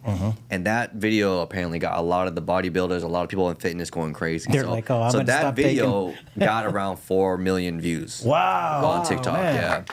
And so they So that's how I found out. He is Yeah. Because famous, someone shared it to me Yeah. so quick. Yeah. And I want to thank everyone who does in our communities of kidney failure Yeah. that share things like that, because it gets passed around very quickly. Yeah. This community is big, but it's very, very small. Yep. Yeah, And what I exactly. mean by that is there are people like us here today, but there are also people who are constantly looking at how do they get better. Oh yeah. Because everyone else fails them, right? We've been failed a lot. Let's be honest. For sure. We've been failed a lot. And I only became an advocate for myself till I said, when am I not going to fail anymore? It's true. Yeah. And that's why things like that did happen. That's why you now are changing lives. Yep. Because it had to take the failure to bring a specific type of personality out of Sure. us Yeah. that no one else could have. You said, well, I hope that I don't love you more than you love yourself. Yeah. We learn how to love ourselves through the lowest points of our lives, and that is amazing. Yeah, no, that's true. I definitely. Because I would have never knew what it was to really care and self-care for myself till this happened, Yeah. right? Does that make sense? Yeah, as you said, failure brings you to where you are, like in future. I was reading this one book. I forgot the writer's name. There was this one line that says, "The secret of life is to fall 7 times and get up 8 times." Yeah, man. Yeah, man. That is so deep, and it teaches a lot of things. Just that one line. Oh yeah. Here's another one. Turn a mess to a message and a test into a testimony. Wow. Yep. That's a good one too. Guys, I got to say that, again, I know you guys well enough to know that you've done your homework and fighting this fight. And I call you guys winning life right now. We all should be winning life, and you've taken the new lease on it. But the fighting is part of it. And Mark, before everybody got here today, I was kind of asking you, it's like, is there a point where you started looking at like, what's the new meds out there? What's the science behind them? What's the new clinical trials? Are there devices like with peritoneal dialysis or hemodialysis that could improve my life or improve somebody else's life? Are we where we should be today? So I kind of like to step on that. Is, do you do research? Yeah, Are you looking stuff that's up? a very good question, because I feel like I'm doing that constantly. And I feel like in the community, people are always sharing new ideas and new, types of medicines they see online. Like stem cells, right? Yeah. I see a lot of people sending Yeah. me on TikTok, have you I'm checked this part of stem that. cell? I'm a part of that. Right? Okay, yeah. So I've signed up for it. yeah, like people are always showing me things like that, and like clinical trials for the, I don't know if you guys seen those those machine kidneys now that they're talking about. Like the Yeah, implants. it's like just like a automatic kidney that instead of like an actual real organ, and I've seen stuff like that. Yeah. I don't know, I mean, it's definitely an interesting. implantable kidney. Yeah. Yeah, I think it's from UC SF. Yeah, right. Yeah. Okay. It's out of Yeah. San It's Francisco. about yeah. to go into human trial, I think. Yeah, yeah. Yep. So I do search that up, and it is fun to look at. I try not to put too much effort into it, just because I know like it's just sometimes almost is like a gray area sometimes. It's not the here and now. It's like AI, right? Like, I would AI love was, to I try should it out. say. I would love to figure out if like sometimes I'm always looking at these stem cells. I would try it, but then I'm also kind of like I'm not sure yet. I'd rather, I guess, get more news on that. Yeah. But I do. Yeah, regarding the stem cell, I have signed up for the study. And basically, if it doesn't work for you, you just have to be on anti-rejection pills. Throughout, regardless whether you take to the graft so or not. if it works, you will never have to take anti-rejection pills. If it didn't work, Then then you you'll- just have to be Gotcha. on anti-rejection pills. Gotcha. But I think it's worth the shot. Yeah. You just give it a try. And so you just have to be from same DNA. Your donor has to be, so mainly the donors are siblings in this kind of transplant. So what they do is first, they harvest your donor's bone marrow and the stem cells, and then they do the kidney transplant on you, and then right next day they start giving you chemos for the next 11 days straight. And then every day they inject a little bit of that stem cell in your body. And then they said by the first month you'll be at least off like half of the anti-rejection pills. You'll not have to take them. Right. Yeah, so far 6 patients have done it. The only hospital that has the license to do it, I think it's UCLA. Yeah. Right. Yeah, so Mark, if we look you up, we know that you're but you can like, still do up it. to your ears in the research right now, right? I mean, yeah. So there's a lot of, and I don't want to speak for myself personally, but for patients generally, is continue to do the studying and the testing. Look at the data that's getting and really put emphasis on, does this feel right to me? Can I put my body through this of what it's already going through? Yeah.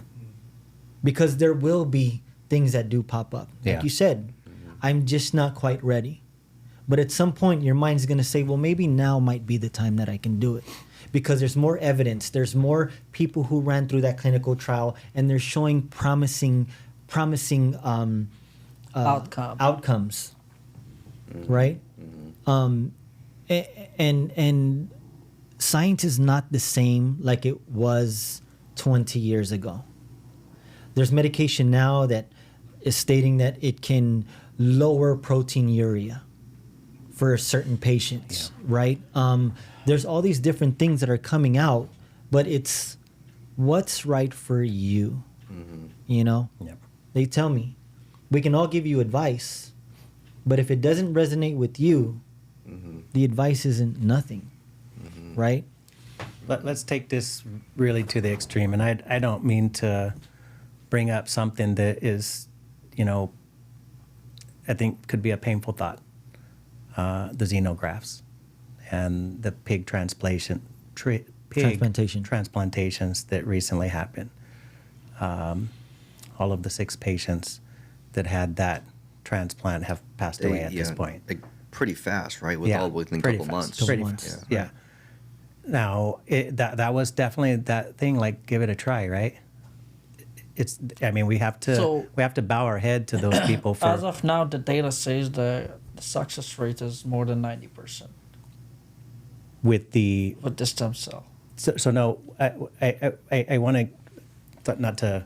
I want to go to the pig trans. Did you hear about this? That there were basically kind of environmentally controlled farm type of pigs, right? They were free of disease and pathogens. They were grown or raised specifically to harvest their kidney and provide as a source of the lab-grown pigs you're talking about. Lab-grown pigs, yeah. I know about the patients; they're all dead. They all passed away, and you know, again, we have to bow our heads to those that have laid their lives out for the purpose of advancing medicine, and you know, one day people will benefit from that sacrifice, right? But you know, when you think about research, you know, I gotta tell you, I thought about Ozempic.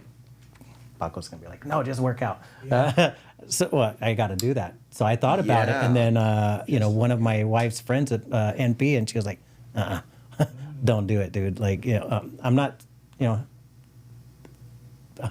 bashing Ozempic, but it was like, hey, this is what. Have you thought about this? And I was like, no.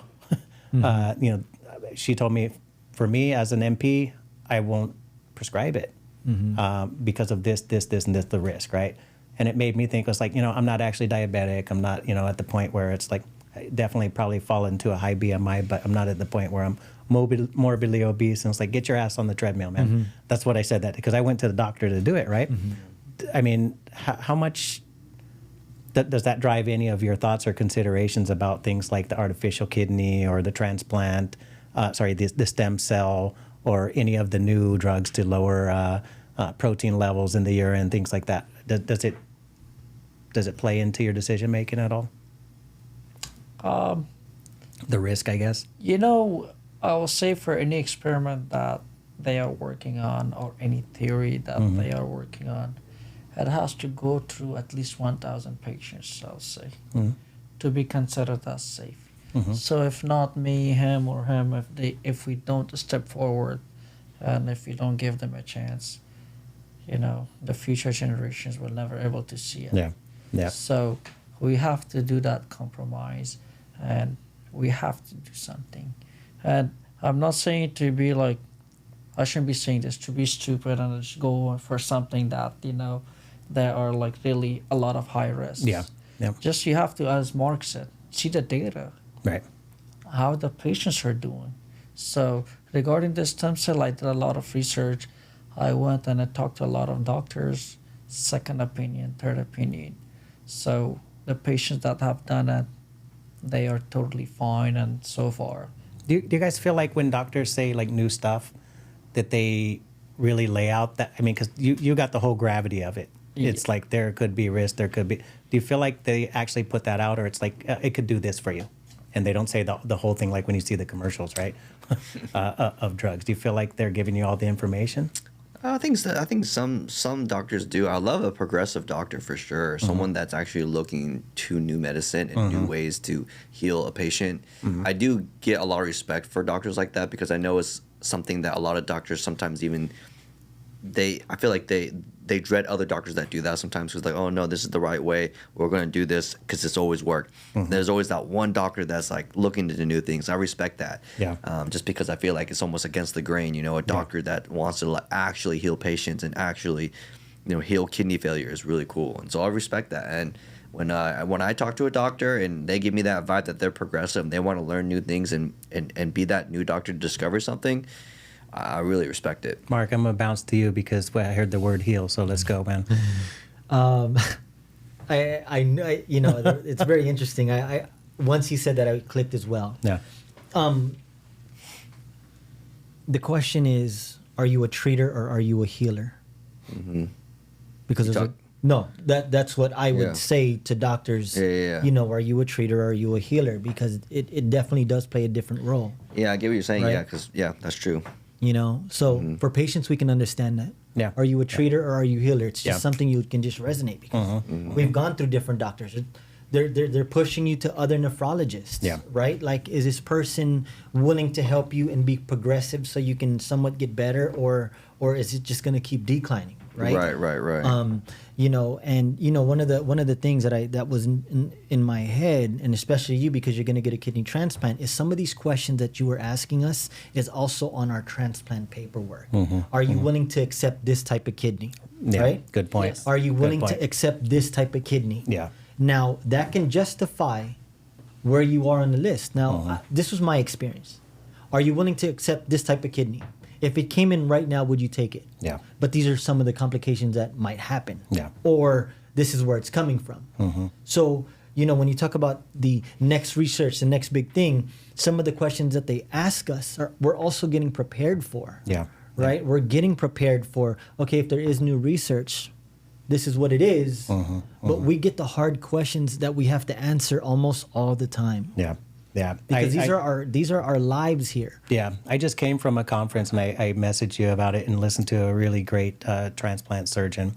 And he threw some numbers out at me that just like dropped my jaw. And I think the country that he was comparing to was France, if I'm not mistaken. And looking at like the percentage of kidneys in the United States that would actually be thrown away and not used versus what would have been used in France. And I think it was somewhere around 60 or 65 or 60, somewhere in that range that they would have used in France, but we won't, or we haven't been using in the United States. So we've seen more and more about, you know, would you accept a kidney of this condition or this status or from this type of lifestyle in some cases, right? Like drug users and Now it things goes to like the that. point. Now it goes to the point. What you just said is, what were these people's mindset when they tried to get that pig kidney? Yeah. Right? Yeah. What was that mindset like? Yeah. Because we got the same questions that are being asked to us if we would accept a certain kidney. Right. Now, Yeah. a lot of us on dialysis, man, I'm one of those patients, and I'm speaking for myself. I would have done anything and everything to get off that chair because my life is a bit different. Can we be explicit about that? I mean, would you have taken the pig transplant? I don't know.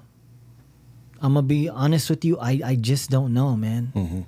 I don't know, because they would throw me situations in transplant. Would you take a hepatitis C kidney? Would you take this type of kidney? These were questions that were asked, and you have Yeah. to sit at your reality and say, "Dang, Yeah. will it get me off this chair?" Yeah.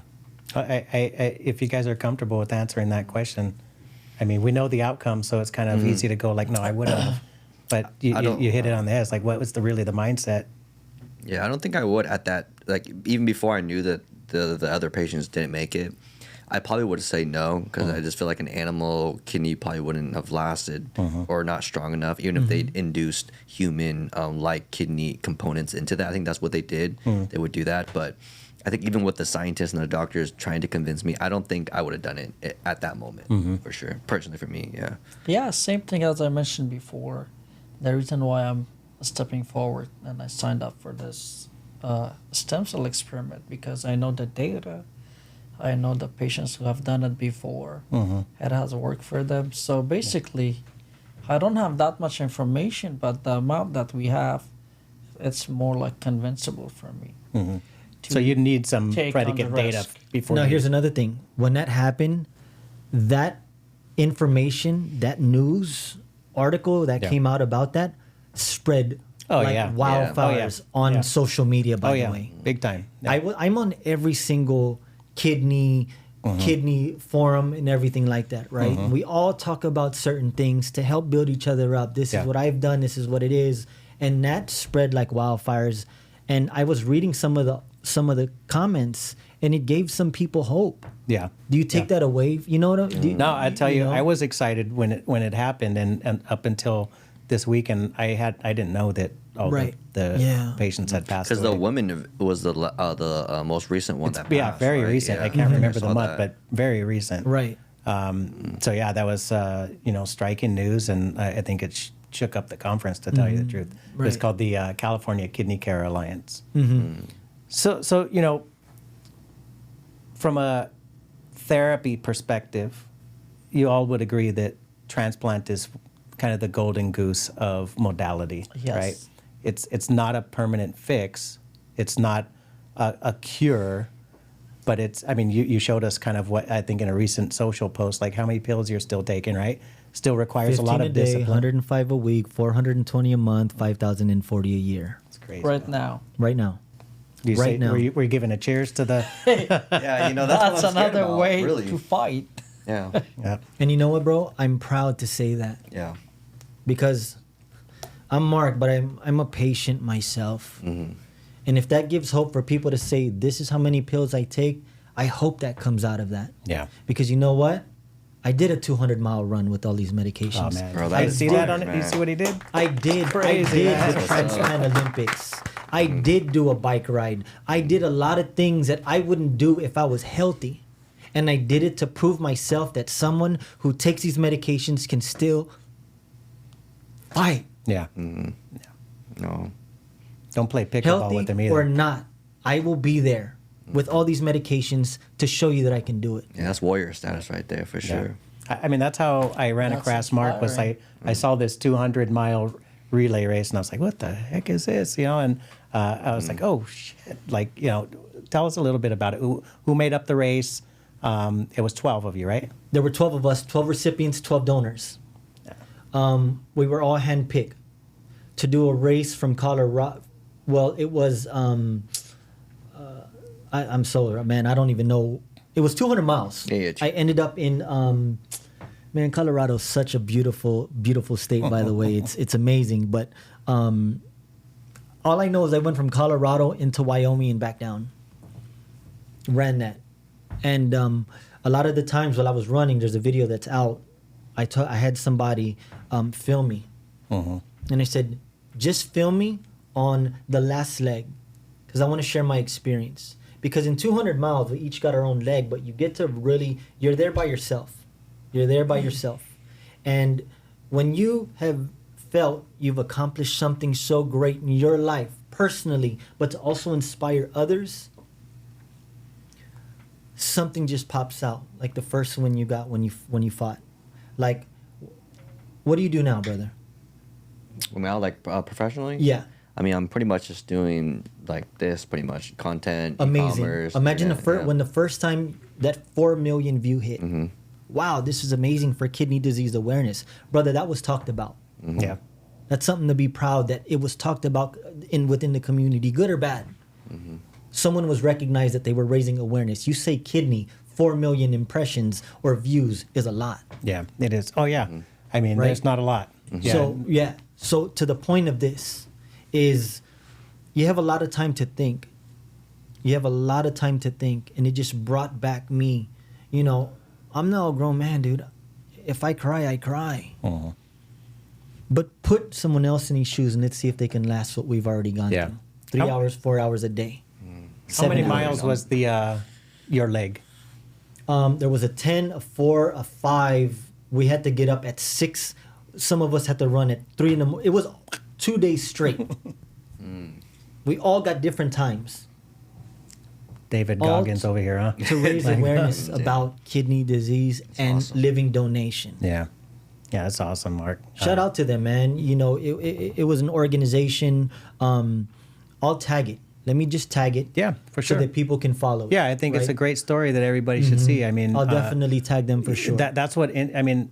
I remember the first time I heard about donor chains, right? And I was like, holy shit! And I thought it was a donor chain at first. I thought it was one of those like groups that, you know, my wife needs a kidney, your husband needs a kidney, and it was kind of that mix and match. But nobody was related in that aspect, were they? Like donor and recipient? No. It was just donors and recipients. Right. Okay. No, gotcha. no one. I didn't know anybody when I Yeah, got yeah. onto that. Yeah. When I got into that bus, is the first time I met these people. Yeah, Hey man, what's going on? that's crazy. What leg are you doing? Brothers and sisters now. We're all, dude. we're all still brothers and sisters to the fight to eradicate kidney disease, right? Guys, No we matter- got this has been incredible. We're at a long one. I know you guys got families to go back to. I got one more question for you. It may draw out some lengthy or maybe some short answers, but again, the golden goose, the highest aspiration, if you have kidney failure, is to get a transplant, right? It's like get back to kind of not needing those devices and the people to put needles in and stuff like this, right? I'm really curious. So, Mark, you mentioned that you graduated to the transplant before you ever had the chance to really think about home dialysis. You was in-center dialysis, then transplant, right? Walid, you mentioned home dialysis, then to the in-center. And Justin, you mentioned the in-center to home. I'm really interested in understanding like your guys' lens on what needs to be done better from a device perspective to make it to where you kind of mentioned that you didn't ever have any interest in understanding the hemo machine. I'm Right. curious why. Like, are they too hard, and the PD was more approachable for you? So tell me, what would you do? What advice would you give to those people who are making these machines? Do it better. Okay, to be honest, the only reason why I didn't want to do hemodialysis in a long term is because that graft kind of scared me a little bit. Like Okay. just the look of the arm, because I've seen Okay. people in center. Yeah. After years and years, it is pretty gnarly looking. And for me, it's not like I want to say like looks is like it scared me. And Okay. so I figured that with the PD, I'm okay with the little scar. Gotcha. So when anyone asked me if I wanted to put a graft or do anything in my arm, I really just said no. I didn't really want to do it. So that was kind of that was my main reason at that moment why I didn't want to do in home or hemodialysis. Hemodialysis, yeah. For me. Yeah, got it. How about you, Walid? Regarding the hemo, as you asked, like if something can get better in those machines, any center that I have been, it's the same machines that they use for seniors. And the biggest problem with those machines are the amount of like extra alarms that they have. Extra alarm. Meaning honestly. like nuisance alarms, like it just goes off for no. What do you mean? Like- extra. Yeah, I'm not saying the alarms are not important. The alarms are important, but I will say the most important that can affect on your life is the air alarm. So other than that, those other alarms, they should change alarm to something else that really can disturb patients. So you feel like we call it nuisance alarms. It's like it's making noises for something that's not actually a hazard in some cases, but Exactly. I'll speak from kind of intimate knowledge of the medical device space that the alarms are set on like ranges of safety, right, and also changes. So things like temperature and pressures and stuff like this, they can get pretty damn annoying, especially like conductivity on those machines. Exactly. See? Things like that beeping, noise, I beeping, remember like when there's like Yeah. at least like 30 patients, just like beep, beep, beep. Like it's like, whoa, Exactly. like what's Yeah. going You know on? what? But I'm gonna tell you, isn't it the best feeling in the world when your one last one goes? and Oh out my the God, door? man! I know that sound still. Like when all the machines, not just running, but when they turn off, because you know how they have a hum to them. When you're in the center and like there's 30 machines going on, and then you're closing, you said, right? Yeah. When the last one goes off, isn't it so quiet? Oh my God. It's like a great feeling, right? I've not experienced that. Yeah, it's a I've weird. never experienced it. It's a weird feeling when Like when you it's- power it off. Exactly. Yeah, everything Kinda- gets it suits peace. everything. Yeah, peace. So alarms. You mentioned about like Just the graphs, if Yeah. there was another way. I mean, if we're talking about ways to improve, like down the line, I think if there was a way to do dialysis, like hemodialysis, without putting that graph. But I mean, that's the only way. What about PD? I mean, you're doing PD. Is it all good? Like, is it perfect for you? Like, can everybody do this? Like I stuff? said, I think I'm okay with that scar. It's kind of like this scar here. With What about the device, though? I mean, Oh, the 'cause device? You shared Yeah. your posts. I mean, Yeah, it's not like a. Yeah, I it's mean, not super simple. It requires you got to remember stuff. It's definitely a lot. It's a lot of throwing away plastic. I feel like I think I do mention. I think in one of our videos I did mention it'd be cool if we can use less plastic. Yeah. I think there's a lot of wasted plastic being thrown away. Packaging, yeah. For sure. Yeah. So I mean, if there was a way to somehow recycle that or just use less lines, that would be great. Yeah. For sure. Regarding the hemo, I just wanted to add one more thing, how to make it better. I just hope in future they come up with something that patients don't have to get a fistula. Like the catheters that we have, as you said, as we have the catheters, it should be able to, pull out enough blood that's safe. And then even if the catheter gets infected, they should make that device the way that the infection wouldn't go in.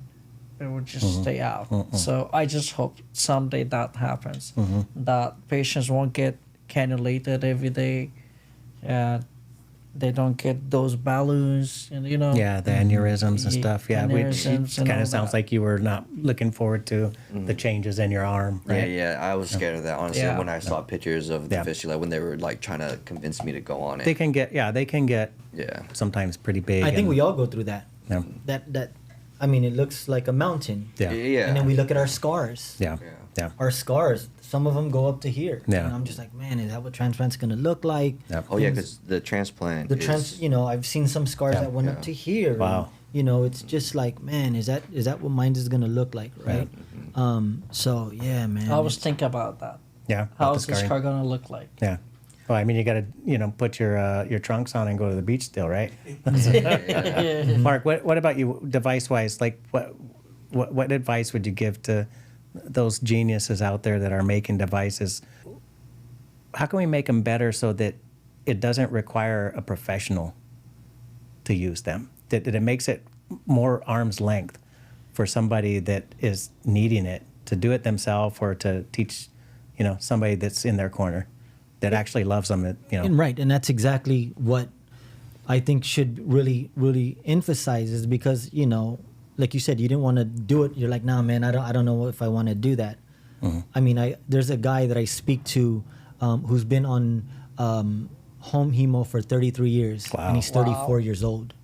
Wait, so he's been since he was a baby on. Since Oh wow, mom gave him a transplant that failed, Wow. FSGS reoccurred 5 minutes in. He got That's really, crazy. really good at doing dialysis. Yeah, I bet. Right? Yeah. So I was on it for 16 months. My only goal was to survive. Yeah. So I didn't see the negative of it. Yeah, Right? yeah. I'm not like, what would I change? Mine was, how do I get off of this? Yeah. Yeah. Yeah. So you're asking me personally, what would I say to change? First, we got to acknowledge the dialysis techs. I'm going to say it again. They saved my life. Yeah. You're saving lives. Yeah. You're going through fighting for your life and saving people's lives. Yeah. Right? And, but all of our stories are relatable. The cramps, the headaches, the phosphorus pills, we go through the same struggle. Yep. Right? So it's better to ask someone like them because I'm now 5 years post kidney transplant. Yeah. Right? And being 5 years post kidney transplant, there's a specific new regimen you guys are going to be dealing with. A completely, it's day and night. I would take 15 medications a day, every day for the rest of my life so that I don't get back on dialysis. But when it was there, that was my 15 pills of medication. Yeah. That was it. Does that make sense? Yep. So Yep. 5 years is a long time. You get used to a specific, how much water you take. Yep. 3 liters a day is my daily water intake. 3 liters of water a day. And that's just so that I can, have that, so I can stay hydrated and my body digest those medications. Right? How many pills do you guys take? If I don't count the Renagel, which I take 6, not all 6 are Renagel. It's 3 Renagel and 3 Orexia. Okay. So that makes it 6. Yeah. Binder, and then 7. I have 6 different type of blood pressure medicine.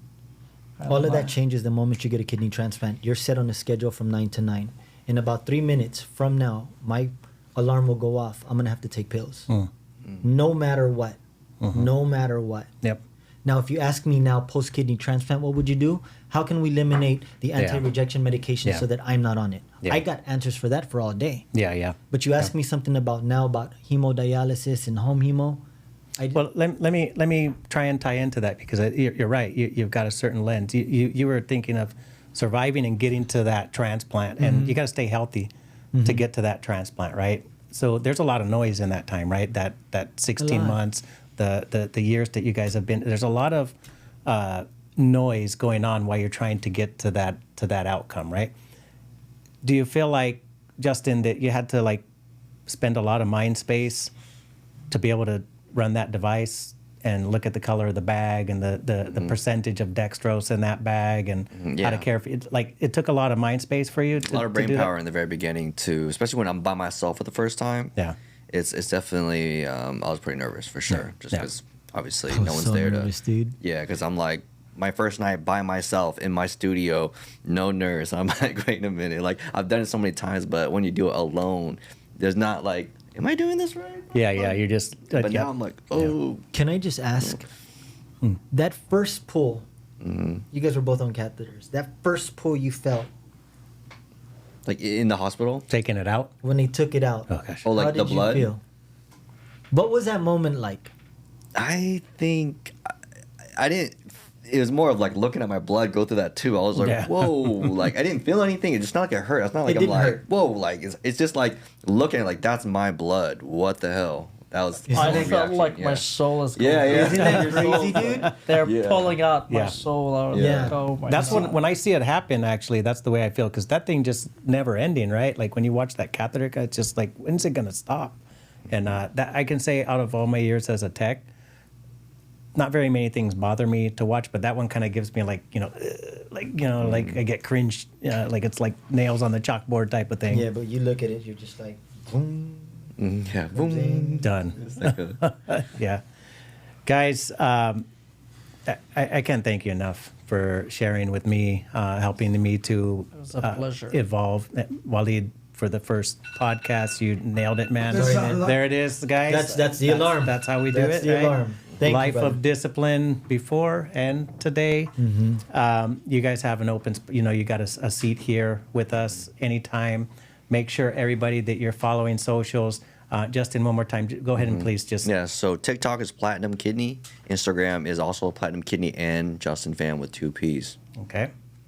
And I have my Instagram, and it's the Afghan Punch. The Afghan punch. The Afghan The punch. Afghan punch. Yeah. Okay. So I think that comes from the boxer, right? Or not? exactly, All right. that's my ring name. And Mark, The kidney fighter. Kidney underscore fighter. the kidney fighter, kidney underscore fighter. fighter. Guys, make sure you're checking out their content. As we all pointed out today, Justin has some recent posts that have really spread and helped people to kind of put some focus on kidney failure, kidney awareness, and kind of avoiding some pretty common mistakes. You know, I actually wanted to ask you guys what you guys thought about that video when I was explaining the that. Oh, yeah. So in that video, I was explaining about protein shakes and creatine, and I wanted to get you guys' kind of take on that too when I was talking about that video. I know you said you watched it, and I think a lot of people did, but I'm pretty sure you got mixed emotions from both sides of the spectrum. Yeah, and I got a lot of people saying, "Oh, this is misinformation" and all that stuff, and I kind of want to see what you guys think about that. No, video. I felt, I mean, especially when you're talking about protein in latter stages of CKD, right? You have to really restrict that. You want to speed it up, go ahead and dump a bunch of protein in your I in your still body. have to Right? watch it. Yeah, You still 'cause have some residual function? I'll send it to you. Okay, You yeah. know, and I think I doubled down. I what I mean in that video is that it can or cannot, because I didn't say that protein shakes you'll just instantly 100% Yeah. you get kidney failure. I Yeah. just said that you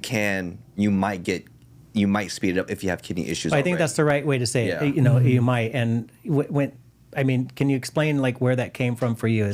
Was there a point when your doctor said, "Hey, cut out the protein"? Well, or- it was actually in clinic when I was doing hemodialysis. A lot of the times I was asking some of these patients, I was like, "Oh, so how'd you get kidney failure?" Some of them would say, "Oh, you know, I was a bodybuilder. I took too much. I think I had kidney issues. My kidneys were weak, and I would do a lot of supplements. I did a lot of proteins, and it ultimately killed off my kidneys." And so I made a video about that, just saying that there was people that claimed that they got kidney failure or sped up their kidney failure with protein shake. Well, and I mean, creatine. let's not tiptoe too much around this. I mean, there are a lot of people that hit the gym really hard. I used to be one of them, right? Yeah, He's used like, to, "I right? used to, yeah." So Let's not scare everyone. when you hey, you know, exercise is great, and basically almost everything in moderation, right? Correct. I mean, All exercise moderation, can be a right. bad thing, right? I remember my son was so into it, he got left ventricular hypertrophy when he was a wrestler, right? So you gotta watch your body, right? When you think about bodybuilders per se, sometimes it's, what do they call it, natty? Yeah, natty. And then natty or not? sometimes, probably more often than not, when you talk bodybuilding, that extreme of it, there's some sort of performance enhancing, right? And absolutely, when you say like, if there's a risk for kidney failure, steroids absolutely are a risk for kidney organ failure, period, right? How many young bodybuilders have we seen pass away in very recent times, right? Right. Yeah. So I think that's, what did I think of it? It was like, yeah, you're talking about something that's real and people are not actually recognizing. I do think that you mentioned something recently that the younger generation is actually more into exercise and fitness and things like this. And if they're looking at supplements, they should be smart about it. Right. Not all supplements are FDA. Well, they're not Yeah, I don't FDA approved. think You don't any. even know what's Yeah. in them, right? Yeah. And then when you talk about going and buying stuff, bro science, right? Like you're gonna go buy these hormones online, Right. Man, be careful. Right. I'm not saying Fact check it. Yeah. Fact check it. Yeah. You know, Right. he mentioned about protein. This reminds me when I was hospitalized, day one.